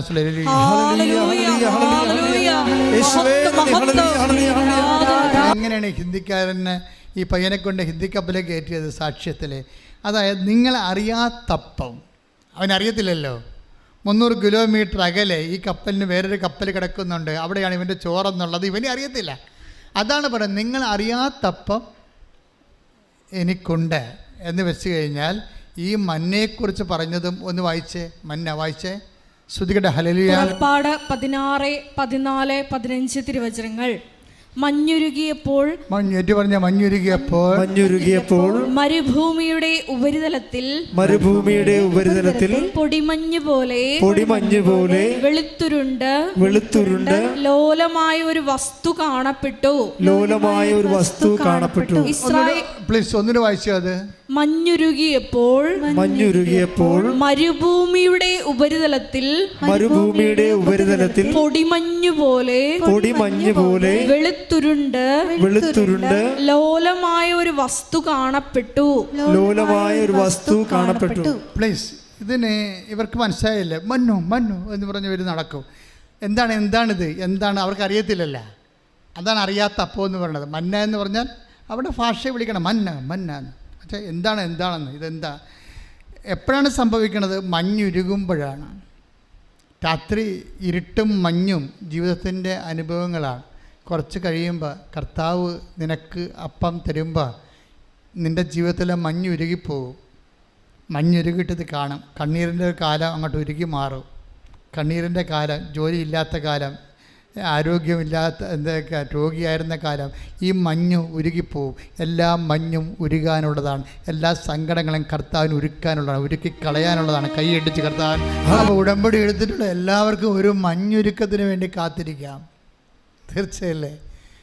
ഇന്നലെ ഒരു അക്രൈസ്തവ സഹോദരി ഒരു സാക്ഷ്യം പറഞ്ഞു.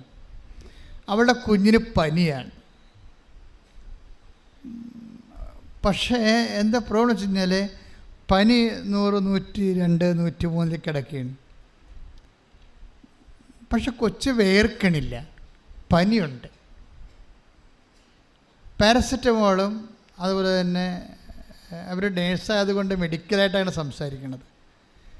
ഇപ്പോൾ പാരസെറ്റമോളും അതുപോലെ തന്നെ ബ്രൂഫന എന്തൊക്കെ അവർ ഡോക്ടർ പറയണത് ഇത് ഓവർ ഡോസായെന്ന് തോന്നണമെന്ന് പറഞ്ഞു. കാര്യം പനി മാറുന്നില്ലല്ലോ, 17 ദിവസമായില്ലേ. അപ്പോൾ ഇത് കൊടുത്ത് ഓവർ ഡോസായത് കാരണം കരളിന് നീര് കെട്ടി. ഡോക്ടർ അങ്ങനെയാണ് പറയണത്. ചിലപ്പോഴിതിൻ്റെ ഡോസ് ഓവറായത് കാരണം ലിവർ സ്വെല്ലിങ് ആയതായിരിക്കും എന്ന് പറഞ്ഞ്. അതുകൊണ്ട് സ്വെല്ലിങ് ആയിക്കഴിഞ്ഞാൽ നിങ്ങൾക്കറിയാമല്ലോ, ലിവർ നീര് കെട്ടിക്കഴിഞ്ഞാൽ പിന്നെ പനി ഒരിക്കലും മാറത്തില്ല. എന്നിട്ട് ഇങ്ങനെ 17 ദിവസം മറ്റ് സ്കാനിങ് റിപ്പോർട്ടൊക്കെ എല്ലാം ഓക്കെയാണ്. പക്ഷേ ഇത് കറക്റ്റ് വെച്ച് കഴിഞ്ഞാൽ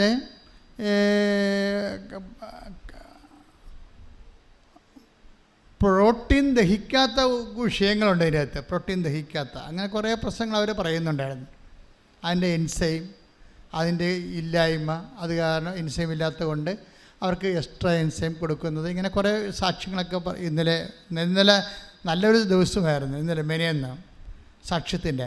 പക്ഷേ ഈ 17 ദിവസം പനി മാറാത്ത കുഞ്ഞിനെ സംബന്ധിച്ചിടത്തോളം അവന് ഉടമ്പടി എടുത്ത് ആദ്യം അവർ ഓൺലൈൻ ഉടമ്പടിക്ക് എടുത്തത്. ഓൺലൈൻ ഉടമ്പടി എന്ന് വെച്ച് കഴിഞ്ഞാൽ അന്തർദേശീയയുടെ ആൾക്കാർക്ക് ഇവിടെ വന്ന് ഹൈ എമർജൻസി വന്ന് ഇവിടെ എത്താൻ പറ്റിയില്ലെങ്കിൽ ചെയ്യാൻ പറ്റുന്ന കാര്യങ്ങളാണ്. അമ്മ അത് ഹോണർ ചെയ്യുന്നുണ്ട് ശരിക്കും. പക്ഷേ ഇവർക്ക് ഇവിടെ എത്താൻ പറ്റുന്ന സമയത്ത് വന്ന് ഉടമ്പടി എടുത്തോളാമെന്ന് അമ്മയോട് പറഞ്ഞ് ഇവർ കൂട്ടുകാരത്തിൻ്റെ ഉടമ്പടി തൈലം വാങ്ങിച്ച് ആ കൂട്ടുകാരത്തിൽ കൊണ്ട് കൊടുത്തിട്ട് അത് കുഞ്ഞിനെ പെരട്ടും. കുഞ്ഞിനെ പെരട്ടി കഴിയുമ്പോൾ 17 ദിവസമായിട്ട് കുഞ്ഞ് പനിച്ച് കിടക്കുകയാണ്, വേർത്തിട്ടില്ല. ഇത് പെരട്ടി അരമണിക്കൂർ കഴിഞ്ഞപ്പോൾ തന്നെ കാര്യം സത്യം പറഞ്ഞാൽ കുഞ്ഞിൻ്റെ കൂടെ കിടന്ന് ഉറങ്ങിപ്പോയെങ്കിൽ 1 മണിക്കൂർ കഴിഞ്ഞപ്പോൾ അമ്മയ്ക്കൊരു ഉണർച്ച വന്ന്. ഉണർക്ക വെച്ചാൽ ഇങ്ങനെ ഈ പനിയോട് അമ്മയ്ക്ക് മാനസികമായിട്ട് ഐക്യപ്പെട്ടെന്ന് തോന്നണം. ഇത് മാറത്തില്ല എന്നുള്ള ഒരു മാനസികാവസ്ഥയെ കാര്യം എപ്പോഴും കൈവച്ച് നോക്കണമല്ല. അപ്പോൾ ഒരിക്കലും 17 ദിവസമായിട്ട് ഇങ്ങനെ കൈവച്ച് നോക്കിയിട്ട് ഇന്ന് വരെ പനി മാറിയിട്ടില്ല, എപ്പോഴും ചൂടാണ്. അപ്പോൾ അതുകൊണ്ട് ആ ഒരു സംഭവം തന്നെ അമ്മ ഈ കൈവച്ച് നോക്കണ ഏർപ്പാട് നിർത്തി. അവർ കിടന്ന് കൊച്ചിൻ്റെ കൂടെ ഉറങ്ങുകയാണ്. പക്ഷെ 1 മണിക്കൂർ കഴിഞ്ഞപ്പോൾ അവർക്ക് ഉണർച്ച വന്നപ്പോൾ അയ്യോ ഉടമ്പടി തൈലം തേച്ചതാണല്ല, ഒന്ന് നോക്കിയേക്കാം. എന്നിട്ട് കൊച്ചു വെട്ടി വേർതിരിക്കണം. അതായത് അമ്മ ഇത് രണ്ടും കൽപ്പിച്ചിറങ്ങിയിരിക്കുകയാണ് സത്യമായിട്ടും. ഇത് കൃപാസന അമ്മ മാതാവിൻ്റെ പ്രത്യക്ഷീകരണത്തിൻ്റെ സാക്ഷ്യങ്ങളാണ് കേട്ടുകൊണ്ടിരിക്കുന്നത്. അമ്മയുടെ പ്രത്യക്ഷീകരണം സഭ ഏറ്റെടുക്കുന്നവരെ സാക്ഷ്യത്തിന് ഒരു പഞ്ഞുമില്ല, അത് എടുക്കണവരെ സമം പോകും. അതെന്താ അങ്ങനെ പറയാൻ കാരണം എന്താ പറയുക? കഴിഞ്ഞ ദിവസം ഒരു കോളേജ് പ്രൊഫസർ, മെനയെന്നൊരു കോളേജ് പ്രൊഫസർ, ചെറുപ്പക്കാരൻ ചുള്ളൻ, ഇവിടെ വന്ന് ഒരു സാക്ഷ്യം പറഞ്ഞു. എനിക്ക് ഭയങ്കര ഇഷ്ടപ്പെട്ടായിരുന്നു സാക്ഷ്യം എന്ന് വെച്ചാൽ അങ്ങേര് അമ്മയോട് പറഞ്ഞു, അമ്മേ കല്യാണം കഴിച്ചിട്ടില്ല, പണിയില്ലേ. നമുക്ക് ഉള്ളതുപോലെ പറയണം. ദൈവത്തോടൊക്കെ പറയണത് അങ്ങനെയാണ്, നമ്മുടെ സ്വന്തം പോലെ പറയണം. അതൊരു ദൈവസ്നേഹമാണ്, അതൊരു വിശ്വാസമാണ്. അല്ലാതെ നമ്മൾ ദൈവത്തോട് പറയുന്നത് സാങ്കേതികമായിട്ടൊന്നും പറയാം. അമ്മേ കല്യാണം കഴിച്ചിട്ടില്ല, പെണ്ണ് കിട്ടത്തില്ല ജോലിയില്ലെങ്കിൽ, അതാണ് പ്രശ്നം. ഉള്ളതുപോലെ. അപ്പോൾ ഉടനെ അവന് ഉടമ്പടി എടുത്ത് ഇവിടെ നിൽക്കുന്ന സമയത്ത് തന്നെ അവൻ്റെ മൊബൈലിൽ അമ്മ ഒരു ലിങ്ക് ഇട്ട് കൊടുത്തു. കോളേജിലേക്ക് ഇൻ്റർവ്യൂ വിളിച്ചേക്കാൻ ഉടനെ ഇവിടുന്ന് തന്നെ നേരെ കോളേജ് ഇൻ്റർവ്യൂവിന് പോയി. ആ കളമശ്ശേരി സെൻറ്റ് പോൾസിൽ ചെന്നപ്പോൾ അവനെടുത്ത് അവിടെ പ്രൊഫസറുടെ എടുത്ത് ബിബോക്കിൽ പ്രൊഫസറായിട്ട് എടുത്ത് അതൊരു പുതിയ കോഴ്സാണ്. അപ്പോൾ മാനേജർ പറഞ്ഞ് 8000 രൂപയെ കിട്ടത്തുള്ളൂ കേട്ടോ, ഇതൊരു പുതിയ കോഴ്സാണ്, ഇത് സ്വയാശ്രയം മോഡലിൽ ചെയ്യുന്നതാണ്, കുട്ടികളിൽ നിന്ന് പിരിച്ചു വേണ്ടി നിങ്ങൾക്ക് കാശ് തരാമെന്ന് പറഞ്ഞു.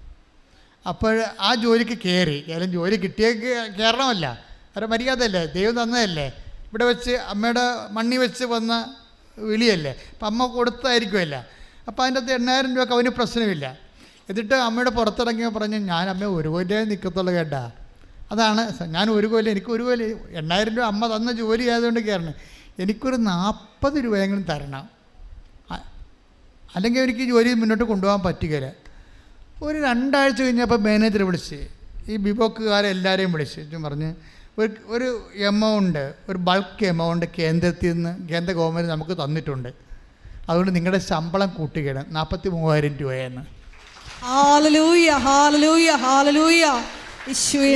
എന്നെ നമ്മൾ എവിടെ ജീവിക്കണത് പോലും അറിയാൻ പറ്റില്ല. അതായത് ഒരു വ്യക്തിയുടെ സ്വകാര്യ വിഷയങ്ങൾ അതിൻ്റെ മുഴുവൻ വെയിറ്റിങ്ങിനെ തൂക്കിയെടുത്തിട്ട് ആനുപാതികമായിട്ടാണ് ഹെൽപ്പ് ചെയ്യണത്. ആ പ്രൊഫസർ അമ്മയുമായിട്ട് വളരെ കമ്പനിയാണ്, ഭയങ്കര അടുപ്പമാണ്. അപ്പോൾ രാത്രി കിടന്നപ്പോൾ ഒരു സ്വപ്നം കണ്ട്. സ്വപ്നം ഇതാണ്, കൃപാസന മാതാവിൻ്റെ യഥാർത്ഥ കൃപാസന, ഇത് വിമലഹൃദയമാണ്. സഭ കൃപാസന മാതാവ് എന്ന് പറയുന്നത് ക്ലോക്കാണ്. ഇവിടെ പ്രത്യക്ഷപ്പെട്ടത് സമയഘടികാരം നെഞ്ചിൽ ചാർത്തിയ ക്ലോക്ക്, അത് സഭ അംഗീകരിക്കാനാണ് ഈ പ്രത്യക്ഷീകരണ പ്രാർത്ഥന നമ്മൾ ചൊല്ലണത്. അംഗീകരിക്കണ വരെ നമ്മൾ ചെല്ലുകയും അതുവരെ അമ്മ അടയാളം കാണിച്ചുകൊണ്ടേയിരിക്കും. അപ്പോൾ അതാണ്. അപ്പോൾ ഈ പ്രൊഫസർ കിടന്നുറങ്ങിയപ്പോൾ വത്തിക്കാൻ്റെ പ്രധാന അൾത്താരയിൽ മുകളിൽ സമയഘടികാരം നെഞ്ചിൽ ചാർത്തിയ കൃപാസന മാതാവ്, താഴെ മാർപ്പാപ്പ നിന്ന് കുർബാന അർപ്പിക്കുന്നത്.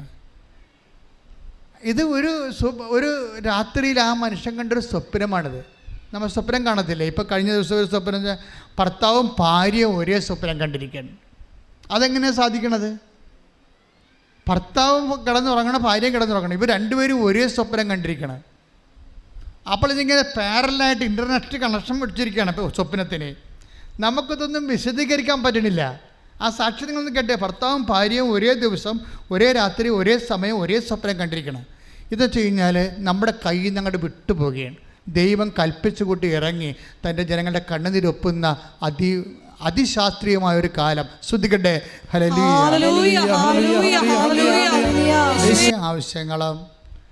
നിൻ്റെ ആവശ്യങ്ങളും എല്ലാം ദൈവത്തിൻ്റെ കയ്യിലുണ്ട്. മഞ്ഞുരുകുമ്പോൾ മഞ്ഞ കാണാം. അതാണ് ഇന്നത്തെ ഏറ്റവും വലിയ വെളിപാടല്ലേ. അതിപ്പോൾ ഈശോ തന്നതാണ്. മഞ്ഞുരുകുമ്പോൾ നിൻ്റെ മഞ്ഞ് ഞാൻ ഒരുക്കും, അപ്പോൾ നീ മഞ്ഞ കാണും. അതാണ് കോളേജ് പ്രൊഫസർ സംഭവിച്ചത്. ഈ മഞ്ഞയാണ് കലശത്തിലെ കൃപാസനത്തിൻ്റെ ഉള്ളിലിരിക്കുന്നത്. എന്നുവെച്ചാൽ നിൻ്റെ ജീവിതത്തിൻ്റെ സ്വപ്നം കർത്താവ് വാഗ്ദാന പേടകത്തിൻ്റെ ഒരു പ്രൊവിഷനാക്കി, സാധ്യതയാക്കി മാറ്റിയിരിക്കുന്നു. കൈയടിച്ച് കർത്താവിനെ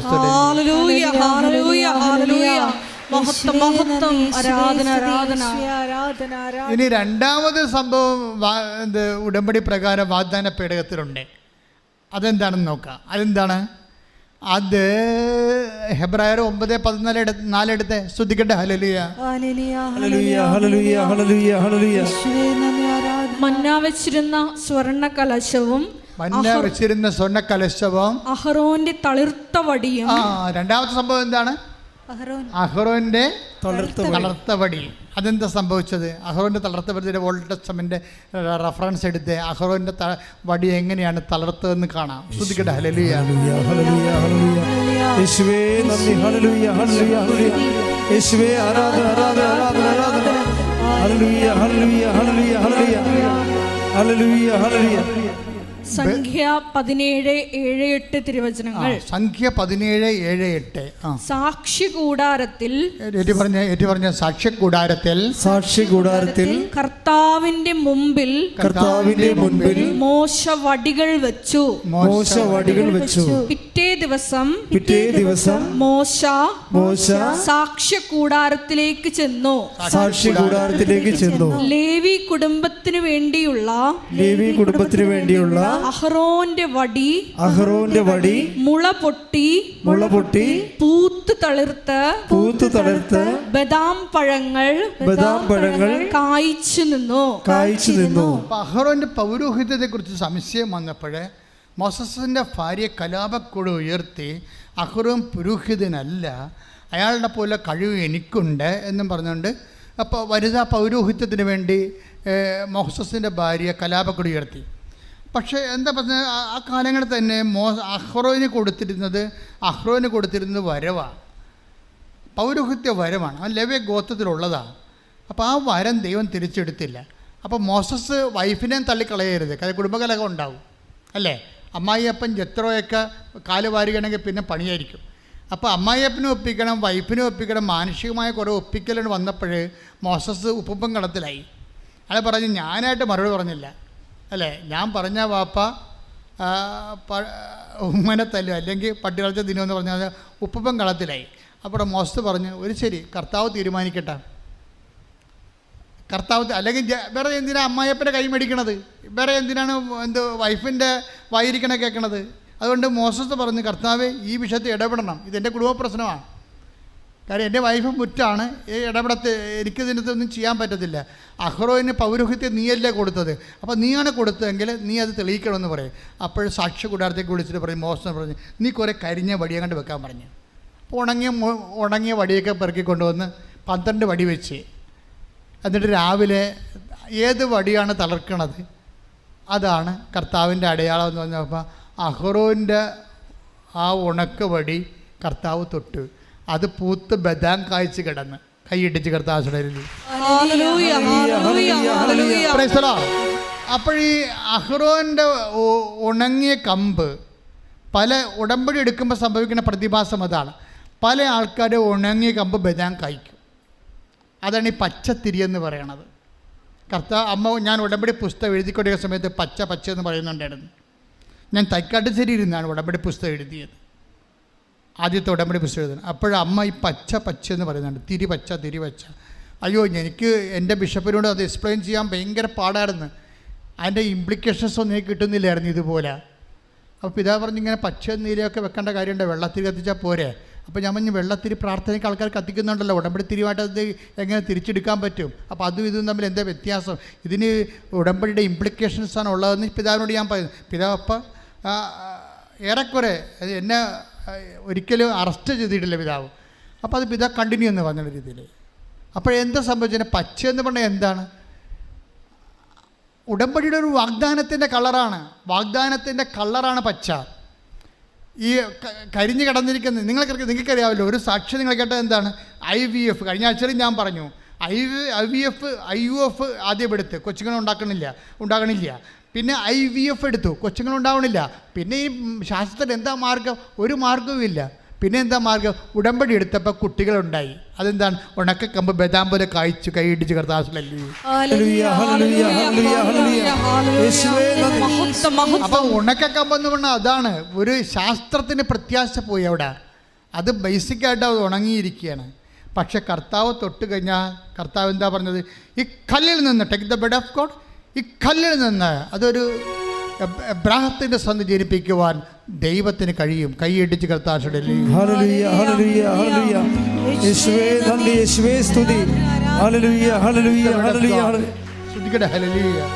ആരാധന ആരാധന യേശുവേ ആരാധന.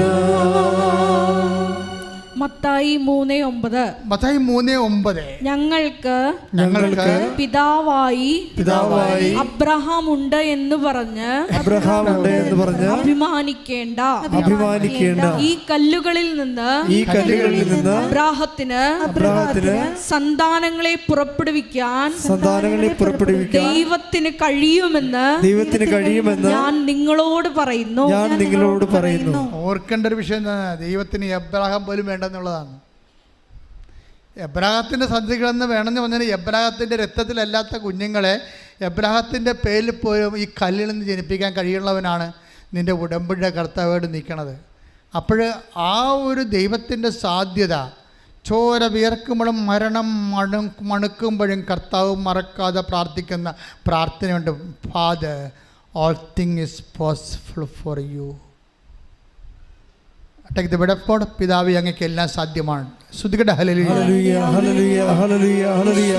യേശുവേ നന്ദി, യേശുവേ ആരാധന ആരാധന.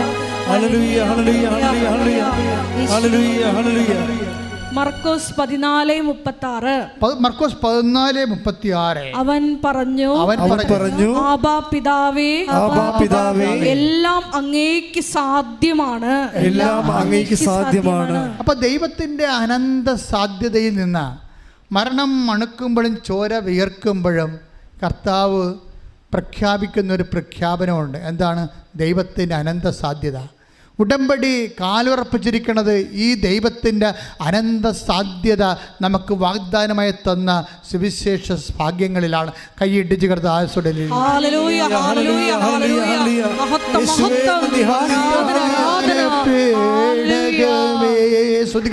മക്കളെ, കം ടു ദി പോയിന്റ്. അതായത് നമ്മുടെ വാട്ട് ഈസ് അവർ സബ്ജക്റ്റ്? അഹ്റോൻ്റെ മോസസ് വെച്ച ഒരു ഉണക്ക വടിയാണ്. അതിൻ്റെ ഹരിതം നശിച്ചിട്ട് എത്രയോ വർഷങ്ങളായി. ഇനി അതൊരു സാധ്യതയുമില്ല തളർക്കാൻ. എല്ലാവരും പറയും സാധ്യതയില്ലെന്ന്.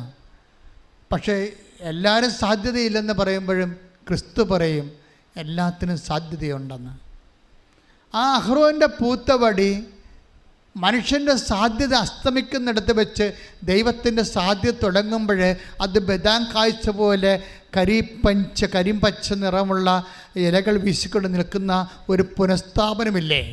I will restate your life. ഞാൻ നിൻ്റെ ഐശ്വര്യത്തെ പുനഃസ്ഥാപിക്കുമെന്ന് പറഞ്ഞില്ലേ? എന്താ പറഞ്ഞ? ഐശയ്യായുടെ 11:29. ശ്രുതികട ഹല്ലേലൂയ. 29:11 ഐശ്വര്യം പുനഃസ്ഥാപിക്കുക. അത് വാഗ്ദാനമാണ്. ഐശയ്യ 29:11.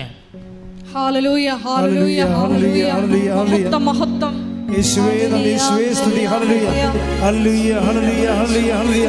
യേശുവേ ആരാധന ആരാധന. ഹല്ലേലൂയ ഹല്ലേലൂയ ഹല്ലേലൂയ. യേശുവേ സ്തുതി. എന്നെ കണ്ടെത്താൻ ഞാനിടയാക്കും. ഞാനിടയാക്കും. അപ്പോഴേ ദൈവമാണ് ഇടയാക്കണത് അല്ലേ? ആര്? ദൈവത്തെ കണ്ടെത്താൻ വേണ്ടി നമ്മളെ സഹായിക്കുമെന്നായി പറയണത്. ദൈവത്തെ കണ്ടെത്താൻ വേണ്ടി ദൈവം നമ്മളെ സഹായിക്കും. എന്നെ കണ്ടെത്താൻ ഞങ്ങൾ ഇടയാക്കും. എന്തിനാണ് കണ്ടെത്തണത്? ഞാൻ നിങ്ങളുടെ ഐശ്വര്യം പുനഃസ്ഥാപിക്കും. ഒന്ന് പറഞ്ഞേ, ഞാൻ നിങ്ങളുടെ ഐശ്വര്യം പുനഃസ്ഥാപിക്കും. അല്ലാതെ ദൈവത്തെ കണ്ടെത്തിയിട്ട് നിങ്ങളുടെ കണ്ണക്കുരുക്ക് നമുക്ക് കണ്ടു തരാനല്ലേ? ചിന്തിക്കണം. എന്നെ കണ്ടെത്താൻ ഞാൻ നിങ്ങളെ ഇടയാക്കും. എന്തിനാണ് ഇടയാക്കണത്? ഞാൻ നിങ്ങളുടെ ഐശ്വര്യം പുനഃസ്ഥാപിക്കും. അപ്പോൾ ദൈവം കൊടുത്ത ഐശ്വര്യമല്ലേ, നമ്മൾ കളഞ്ഞു കുളിച്ചതല്ലേ, അതല്ലേ? അപ്പോൾ അതിന് കുറ്റബോധം വന്ന് ഇരിക്കേണ്ട കാര്യമില്ല. അത് പുനഃസ്ഥാപിക്കാനുള്ള സാധ്യതയുണ്ട്. ഇപ്പോൾ വെള്ളമടിച്ചതാണ്, അല്ലെങ്കിൽ നിങ്ങൾ തോന്നിവാസം ജീവിച്ചതാണ്, ദൈവം തന്ന ഐശ്വര്യം നിങ്ങൾക്ക് പോയെന്ന് വിചാരിച്ചോ? മനസ്സിലായില്ലേ? ഐശ്വര്യം എന്താണെന്ന്? ഐശ്വര്യം ആര് തന്നതാണ്? ദൈവം തന്നതല്ലേ. ഇപ്പം നമ്മൾ കെയർലെസ് ആയിട്ട് ലൈഫിലൂടെ ഐശ്വര്യം പോകും ചിലപ്പോൾ. ഓരോ കാര്യത്തിലൊക്കെ ഇപ്പോൾ തന്നെ ചിലർ, ഇപ്പോൾ കഴിഞ്ഞ ദിവസം ഒരു ലേഡി ഇവിടെ സാക്ഷ്യം പറഞ്ഞത്, ഒരു മലേഷ്യൻ ലേഡി ഇംഗ്ലീഷിൽ പറഞ്ഞില്ലേ ഒരു സാക്ഷ്യം, മലേഷ്യൻ ഇംഗ്ലീഷിലൊരു സാക്ഷ്യം പറഞ്ഞു. അവരെന്നാ പറഞ്ഞത്? അവരെന്തോ ഈ സാത്താൻ്റെ വർഷിപ്പ് പുസ്തകങ്ങളൊക്കെ, പിന്നെ ഹാരി പോട്ടറിൻ്റെ പുസ്തകങ്ങളൊക്കെ വായിച്ച് തലക്ക് പിടിച്ച്. ഇപ്പോൾ ഒരച്ഛൻ പ്രസംഗിച്ചില്ലേ ഇന്നാളെ, നമ്മുടെ യൂട്യൂബിലുണ്ട്, അച്ഛൻ്റെ പേരൊക്കെ നിങ്ങൾക്ക് അറിയാം. അപ്പോൾ അത് അദ്ദേഹത്തിൻ്റെ ഒരു കാലഘട്ടങ്ങളിൽ അദ്ദേഹം കാരണക്ക് ഗുണമില്ലാത്ത പുസ്തകങ്ങൾ വായിച്ച് ഭ്രാന്ത് പിടിച്ച് അവസാനം കർത്താവിനെ അറിഞ്ഞപ്പോൾ എല്ലാം കത്തിച്ച് കളഞ്ഞു. ഇതുപോലെ ഈ മലേഷ്യൻ ലേഡിക്ക് സംഭവിച്ചത് അതാണ്. അവരൊരു കാലത്ത് വഴിത്തിരിഞ്ഞ് പോയി ഹാരി പോട്ടറൊക്കെ വായിച്ച്, പിന്നെ വേറെ മാജിക്കും ഒക്കെ വായിച്ച് മാന്ത്രികമായ ലോകത്ത് നിന്ന് വിശ്വാസം പോയി. വിശ്വാസത്തിൻ്റെ അപകട മേഖലയെ ചരിക്കാതിരിക്കാൻ നമ്മളെപ്പോഴും ശ്രദ്ധിക്കണം. വിശ്വാസം കൈമുതല പിന്നെ ഭയങ്കര പാടാണ് തിരിച്ചു പിടിക്കാൻ. ഇപ്പോൾ ഇവർ ക്രിസ്തുവിനെ അറിഞ്ഞു കഴിഞ്ഞപ്പോൾ അവരുടെ അമ്മ ഓൺലൈൻ ഉടമ്പടി എടുത്തത്, ഓൺലൈനോട് ലൈറ്റക്കാൻ്റെ പേര് ക്രിസ്തു അവിടെ അമ്മ ചെയ്യണത് ഈ മകളെ സമർപ്പിച്ചുകൊണ്ട്. പിന്നെ മകൾക്ക് ഈ പുസ്തകങ്ങളുടെ വിപ്രതിപത്തിയായിട്ട് അവൾ തിരിച്ച് ദൈവത്തിലേക്ക് വരുന്ന അട്ടിപ്പൊളി ഇംഗ്ലീഷ് സാക്ഷ്യം. ഇത് കഴിഞ്ഞ ദിവസം പറഞ്ഞ മലേഷ്യൻ ഗേള് അവർ പറഞ്ഞിരിക്കണ പേര് ഞാൻ പറഞ്ഞു പോകാനാണ്, സോറി, ഞാൻ ഓർത്തില്ല പേര്, അതാണ് ഇപ്പോൾ ആ സാക്ഷ്യം കയറുമെന്ന് ഞാൻ ഓർത്തില്ല. അപ്പോൾ എന്നെ സംഭവിച്ചു കഴിഞ്ഞാൽ അവിടെ ആ സാക്ഷ്യങ്ങളിൽ വരണ വിഷയം, ഒരു കാലത്ത് ദൈവം അവർക്ക് കൊടുത്ത ഐശ്വര്യമൊക്കെ അവർ ഇതുപോലെയുള്ള അലവലാതി സാത്താൻ പുസ്തകങ്ങളൊക്കെ വായിച്ചും. സാത്താൻ പുസ്തകം തന്നെ വായിക്കണമെന്ന് നിർബന്ധമില്ല. സാത്താൻ വർഷിപ്പുള്ള ആൾക്കാർ കൂട്ടുകാരായിട്ട് ഉണ്ടായാൽ മതി. സാത്താൻ വർഷിപ്പുള്ള ആൾക്കാർ കൂട്ടുകാരായിട്ട് ഉണ്ടായാൽ മതി. ക്രമേണ നിൻ്റെ വിശ്വാസം പോകും. കാരണം വിശ്വാസത്തിന് നല്ല വേലി കെട്ടണം. വിശ്വാസത്തിനൊരു കുഴപ്പമുണ്ട്, വിശ്വാസത്തിന് നല്ല വേലി കെട്ടണം. അതുകൊണ്ടാണ് ഈ വചനം വിതച്ച് കഴിഞ്ഞിട്ട് വേലി കെട്ടിയെന്ന് പറഞ്ഞിട്ടില്ലേ? ഇല്ലേ? കർത്താവ് പറഞ്ഞിട്ടില്ലേ? വചനം വിതച്ച് കഴിഞ്ഞിട്ട് അതിന് ചുറ്റും വേലി കെട്ടി. അപ്പോൾ വിശ്വാസത്തിന് എപ്പോഴും സംരക്ഷിക്കണമെങ്കിൽ നമ്മൾക്ക് അപകട മേഖലയിൽ നിന്ന് നമ്മൾ മാറണം. എപ്പോഴും സംസർഗത്തിൻ്റെ നമ്മുടെ കൂട്ടുകാരെ, നമ്മളോട് ഇടപഴകുന്നവർ, അതുപോലെ തന്നെ അവരിൽ നിന്നൊക്കെ അവർ സംസാരിച്ചാലും നമ്മൾ സംസാരിക്കാൻ നിൽക്കരുത്, ഇൻട്രാക്ഷൻ ഒന്നും പോകരുത്. കാര്യം വിശ്വാസം നിലനിർത്തുക, സംരക്ഷിക്കുക, അതിന് വില കൊടുക്കുകയൊക്കെ വിശ്വാസിയുടെ അവകാശവുമാണ്, ഉത്തരവാദിത്വമാണ്. പക്ഷെ അങ്ങനെ ഒരു വിഷയം വന്ന് ഐശ്വര്യം പോയി. പക്ഷെ ഇൻ കേസ് നിൻ്റെ ഒരു കൂട്ടുകെട്ടിലൂടെയോ അല്ലെങ്കിൽ നിൻ്റെ തന്നെ വഴിപിഴച്ച ജീവിത രീതി കൊണ്ടോ നിൻ്റെ ഐശ്വര്യം പോയാൽ എന്നേക്കുമായിട്ട് പോകുമെന്ന് ദൈവപൈതലെ നീ കരുതി വിഷമിക്കരുത്. കർത്താവ് എന്താ പറഞ്ഞത്? I will reinstate you in your own soil. എസെക്കിയേലിൻ്റെ 36 take the word of God 37:14 ശ്രദ്ധിക്കട്ടെ. ഹല്ലേലൂയ ഹല്ലേലൂയ ഹല്ലേലൂയ ഹല്ലേലൂയ ഹല്ലേലൂയ യേശുവേ നന്ദി. ഹല്ലേലൂയ ഹല്ലേലൂയ ഹല്ലേലൂയ. എസെക്കിയേൽ 37:14 ശ്രദ്ധിക്കട്ടെ. ഹല്ലേലൂയ ഹല്ലേലൂയ ഹല്ലേലൂയ ഹല്ലേലൂയ ഹല്ലേലൂയ ഹല്ലേലൂയ. എസെക്കിയേൽ 37:14 എന്റെ ആത്മാവിനെ ഞാൻ നിങ്ങളിൽ നിവേശിപ്പിക്കും. എന്ന് പറഞ്ഞു, എന്റെ ആത്മാവിനെ ഞാൻ നിങ്ങളിൽ നിവേശിപ്പിക്കും. നിങ്ങൾ ജീവിക്കും. ഞാൻ നിങ്ങളെ നിങ്ങളുടെ സ്വന്തം ദേശത്ത് വസിപ്പിക്കും. അപ്പൊ സ്വന്തം ദേശത്തേക്ക്, കണ്ടവന്റെ ദേശത്ത് അടിമയായി ജീവിക്കരുന്ന്. അതാണ് ഈ പറയണത്. നിങ്ങൾ സ്വന്തം ദേശത്ത് വസിപ്പിക്കുമെന്ന് പറഞ്ഞാൽ നിങ്ങൾ കണ്ടവന്റെ ദേശത്ത്, സാത്താൻ്റെ ദേശത്ത് അടിമയായിട്ട് ജീവിക്കരുന്ന്. അപ്പം നിങ്ങൾ അടിമയായിട്ടാണ് ഇന്ന് ജീവിക്കണമെന്നുണ്ടെങ്കിൽ ഐ വിൽ റീസെറ്റിൽ യു എന്നാണ് പറയണത്. റീസെറ്റിലിങ് എന്ന് പറയണത് ഉടമ്പടിയുടെ വാഗ്ദാന പ്രകാരമാണ്. ആ ബദാം കായ്ച്ച അഹറോൻ്റെ ഉണക്ക വടിയില്ലേ, ആ വടിയെ റീസ്റ്റെറ്റ് ചെയ്യുകയാണ്, പുനഃസ്ഥാപിക്കുകയാണ്, ഐശ്വര്യം പുനഃസ്ഥാപിക്കുകയാണ്. അതാണ് ജെറമിയ 29:11, ഞാൻ നിൻ്റെ ഐശ്വര്യം പുനഃസ്ഥാപിക്കും. അപ്പം നിൻ്റെ വിവാഹമായാലും അതുപോലെ തന്നെ എന്ത് ജീവിതമായാലും ഏതെല്ലാം രീതി നിനക്ക് ചൈതന്യം കെട്ടുപോയെന്ന് വിചാരിച്ചോ അതെല്ലാം പുനഃസ്ഥാപിക്കാനുള്ള സാധ്യത ഉടമ്പടിയിലുണ്ട്. അത് ദൈവത്തിൻ്റെ വാഗ്ദാനങ്ങളുള്ളത് കൊണ്ട് തന്നെ ഉടമ്പടിയുടെ ഭാഗമാണ്. അതുകൊണ്ട് തന്നെ അമ്മ നിനക്ക് വേണ്ടി മധ്യസ്ഥം വഹിക്കും. പക്ഷെ അമ്മ മധ്യസ്ഥം വഹിക്കുമ്പോൾ ഒരു കാര്യം ചിന്തിക്കണം കേട്ടോ. അമ്മ നമ്മളെ മുഖത്തിട്ട് നോക്കുമ്പോഴേ നമുക്ക് വേറെ സ്ഥലത്തേക്ക് നോക്കേണ്ടി വരരുത്. അതാണ് എൻ്റെ ആൾക്കാരുടെ പ്രശ്നം. നിൻ്റെ ഐശ്വര്യം പുനഃസ്ഥാപിക്കാൻ വേണ്ടി അമ്മ നിൻ്റെ മുഖത്തേക്ക് നോക്കും. അപ്പം നിനക്ക് ചമ്മി അടപ്പ് തെറിച്ച് വേറെ സ്ഥലത്ത് നോക്കേണ്ടി വരരുത്. അമ്മ നിന്നെ കണ്ടാൽ കർത്താവിന് തിരുസേന പ്രസൻറ്റബിൾ ആയിരിക്കണം. നീ ഉടമ്പടി നിന്നെ പ്രസൻറ്റബിൾ ആക്കും. എന്ന് വെച്ച് കഴിഞ്ഞാൽ കർത്താവിൻ്റെ തിരുസന്നിധിയിൽ അവർക്ക് വേണ്ടി ഇത് ചെയ്ത് കൊടുക്കണമെന്ന് പറയാനുള്ള അമ്മ പറഞ്ഞാൽ പിന്നെ യേശു കേൾക്കും. പക്ഷെ നിന്നെ കാണുമ്പോൾ അമ്മയ്ക്ക് തോന്നണം നിന്നെ പ്രസൻറ്റ് ചെയ്യാൻ പറ്റിയ ആളാണെന്ന്. മനസ്സിലായില്ലേ? നിന്നെ കണ്ടാൽ അമ്മയ്ക്ക് തോന്നണം നിന്നെ കർത്താവിൻ്റെ അടുത്ത് കൊണ്ടുപോയി അവൾക്കതില്ല, അവനിതില്ലെന്ന് പറഞ്ഞാൽ പറയാൻ പറ്റിയ ആളാണ് നീ എന്ന് പറയാൻ നീ പ്രസൻറ്റബിൾ ആകണം. ഉടമ്പടി നിന്നെ പ്രസൻറ്റബിൾ ആക്കുമെന്ന് ഞാൻ പറഞ്ഞതിൻ്റെ കാരണം എന്താണെന്നറിയാമോ?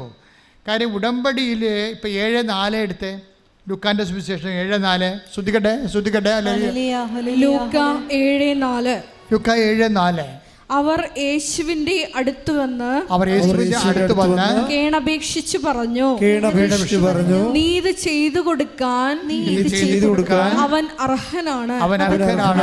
എന്തെന്നാൽ അവൻ നമ്മുടെ ജനത്തെ സ്നേഹിക്കുന്നു. നമുക്ക് ഒരു സിനഗോഗ് പണിയിച്ചു തരികയും ചെയ്തിട്ടുണ്ട്. യേശു അവരോടൊപ്പം പുറപ്പെട്ടു. അതാണ് I will come with you wherever you go. അതനുസരിച്ചാണ് ഈ പോണത്. അല്ലെങ്കിൽ ഇത് പറയേണ്ട ആവശ്യമില്ല. യേശുവിന് ആ മനുഷ്യൻ്റെ അടുത്ത് പോകേണ്ട ഒരു കാര്യമില്ല. ഇവിടെ നിന്ന് പറഞ്ഞാൽ മതി സുഖം പ്രാപിക്കട്ടെ എന്ന് പറഞ്ഞാൽ മതി, സുഖം പ്രാപിക്കും. പക്ഷെ പോണ യേശു അവനോട് പുറപ്പെട്ടെന്ന് പറഞ്ഞാൽ പണ്ട് നൽകിയ ഒരു വാഗ്ദാനത്തോട് ദൈവം കാണിക്കുന്ന വിശ്വസ്തതയാണ്. I will come with you wherever you go. നീ എവിടെയാണ് പോകണമെന്നോ അവിടെ ഞാൻ വരും. വീട്ടിലെങ്കിൽ വീട്ടിൽ, മരണ വീട്ടിൽ, ആശുപത്രി കിടക്കുക, വെന്റിലേറ്ററിൽ, I will come with you. അതാണ് ഉടമ്പടി കണ്ടുകൊണ്ടിരിക്കുന്നത്. ദൈവം കാലങ്ങൾക്ക് മുമ്പേ മനുഷ്യരാശി കൊടുത്ത വാഗ്ദാനമില്ലേ ഉടമ്പടി പ്രകാരമുള്ള സാന്നിധ്യത്തിൻ്റെ സംരക്ഷണം. അതാണ് ഈ സാന്നിധ്യം കൊണ്ട് ഉദ്ദേശിക്കുന്നത്. I will come with you, ഞാൻ നിൻ്റെ കൂടെ വരും. ഉടമ്പടി എടുക്കുമ്പോൾ സംഭവിക്കുന്ന ഏറ്റവും വലിയ സംഭവം ദൈവത്തിൻ്റെ സാന്നിധ്യമാണ്. അതുകൊണ്ടാണ് നിങ്ങളുടെ വിശുദ്ധി പാലിക്കണമെന്ന് പറയണത്. ഉടമ്പടി പ്രകാരം നമ്മൾ വിശുദ്ധി പാലിക്കണമെന്ന് പറഞ്ഞതിൻ്റെ കാരണം നമ്മുടെ കൂടെയുള്ള ആൾ വിശുദ്ധനാണ്. എൻ്റെ പിതാവ് പരിപൂർണനായിരിക്കുന്ന പോലെ നിങ്ങളും പരിപൂർണനായിരിക്കണം. Be holy as your heavenly father is holy. ഇതെല്ലാം ബൈബിളിൻ്റെ വരികൾക്കിടയിൽ വായിക്കുമ്പോഴും നിഴലായിട്ട് നോക്കുമ്പോഴും കാണുന്ന വിശുദ്ധി ഉടമ്പടിയുടെ പ്രധാനപ്പെട്ട ഒരു ഭാഗമായതുകൊണ്ടാണ് വിശുദ്ധീകരണ പ്രക്രിയ ആവശ്യത്തിന് ഉടമ്പടിയിലുള്ളത്. അത് ഫോളോ അപ്പ് ചെയ്യാതെ നിങ്ങൾ പിന്നെ അസൂയ, പക, വിദ്വേഷം, ചതി, അഹങ്കാരം, മദ്യപാനം, മധുരോത്സവം, ഇങ്ങനെ പഴയ കലാപരിപാടിയും കൊണ്ട് നടന്നാൽ you are the old people. പഴയ മനുഷ്യനെ കൊളോസിയസ് 3:10 പറയും അവൻ്റെ ചെയ്തികളോടുകൂടി ദൂരെ എറിയാൻ. പിന്നെ എന്താണ്? എറിഞ്ഞിട്ടും കാര്യമില്ല. സൃഷ്ടാവിൻ്റെ പ്രതിച്ഛായക്ക് നവീകരിക്കപ്പെടുന്ന പുതിയ മനുഷ്യനെ വിശുദ്ധി ധരിക്കുക, ക്രിസ്തുവിനെ ധരിക്കുക, കൈയിടിച്ച് കർത്താവിനെ ശ്രദ്ധിക്കട്ടെ.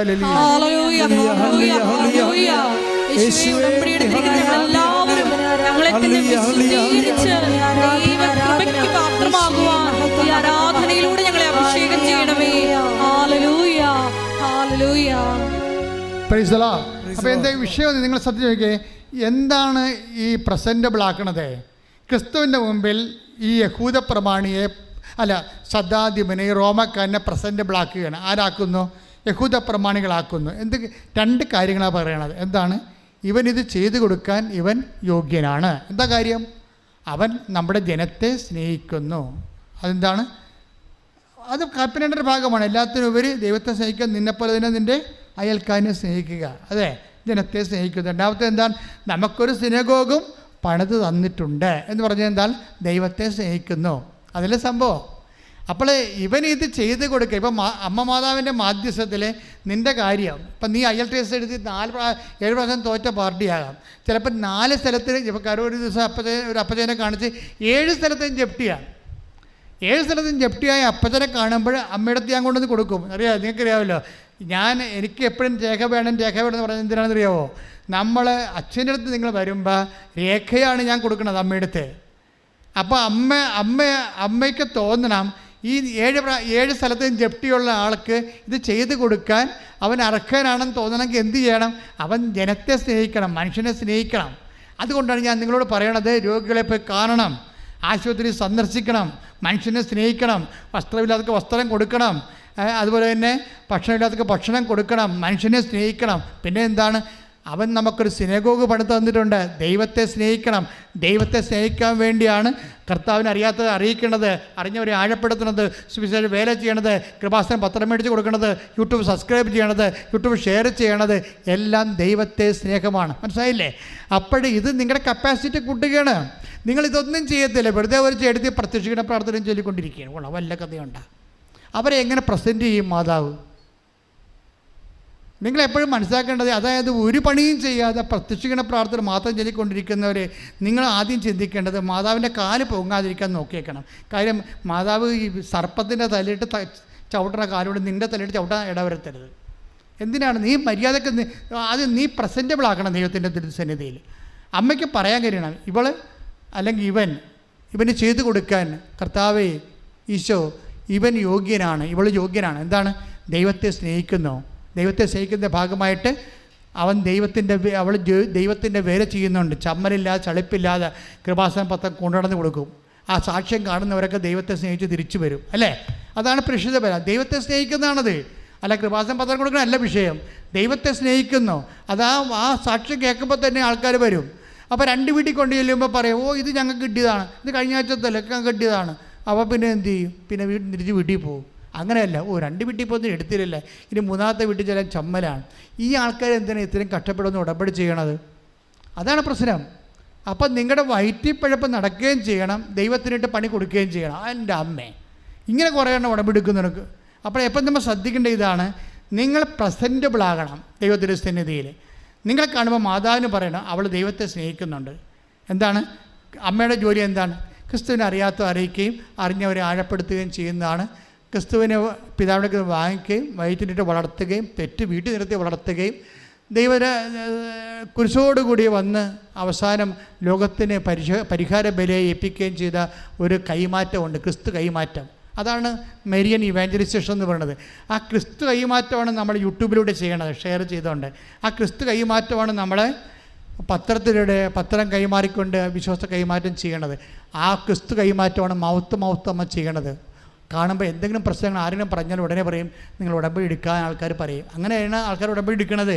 അതാണ് ദൈവത്തെ സ്നേഹിക്കുമെന്ന് പറയണത്. ഉടമ്പടിയുടെ പ്രധാനപ്പെട്ട കാര്യമാണ്. പിന്നെ എന്താണ്? ഇവൻ നമ്മുടെ ജനത്തെ സ്നേഹിക്കുന്നു എന്നല്ലേ പറയണത്, മനുഷ്യനെ സ്നേഹിക്കുന്നു. മനുഷ്യനെ സ്നേഹിക്കാനാണ് ഈശോ പറഞ്ഞത്, ഞാൻ ചെയ്തതുപോലെ അത് അവൻ പറയണ പോലെ ചെയ്യുക. ഞാൻ രോഗിയായിരുന്നു, നിങ്ങളെന്നെ സന്ദർശിച്ചു. രോഗികളെ പോയി കാണണം, സന്ദർശിക്കണം, ഭക്ഷണം കൊടുക്കണം, നഗ്നനെ ഉടുപ്പിക്കണം, വസ്ത്രം കൊടുക്കണം, അറിവില്ലാത്തവർക്ക് അറിവ് കൊടുക്കണം, മനുഷ്യനെ സ്നേഹിക്കണം. ഈ 2 കാര്യം ഉടമ്പടിയിൽ 20% പ്രേയറും അതേസമയം തന്നെ 40% പ്രേക്ഷിത പ്രവർത്തനവും ദൈവത്തെ സ്നേഹിക്കുന്നതും 40% മനുഷ്യനെ സ്നേഹിക്കുന്നതാണ് ഉടമ്പടി. അതാണ് എല്ലാത്തിനേക്കും ദൈവത്തെ സ്നേഹിക്കുക, തന്നെപ്രതിൻ്റെ അയൽക്കാരനെ സ്നേഹിക്കുക. കൽപ്പനകളുടെ സാരസംഗ്രഹമാണെങ്കിലും അതിൻ്റെ കൃത്യമായ പ്രായോഗിക പദ്ധതിയാണ് ഉടമ്പടി. അതുകൊണ്ടാണ് ഉടമ്പടി സത്യമായി ചെയ്യുന്ന ആൾക്കാർക്ക് ഉടമ്പടി ഈ 6 അല്ല 60 കാര്യങ്ങളുടെ മേലും ദൈവം ഹല്ലേലൂയ പറയുന്നതിൻ്റെ കാരണം അതാണ്.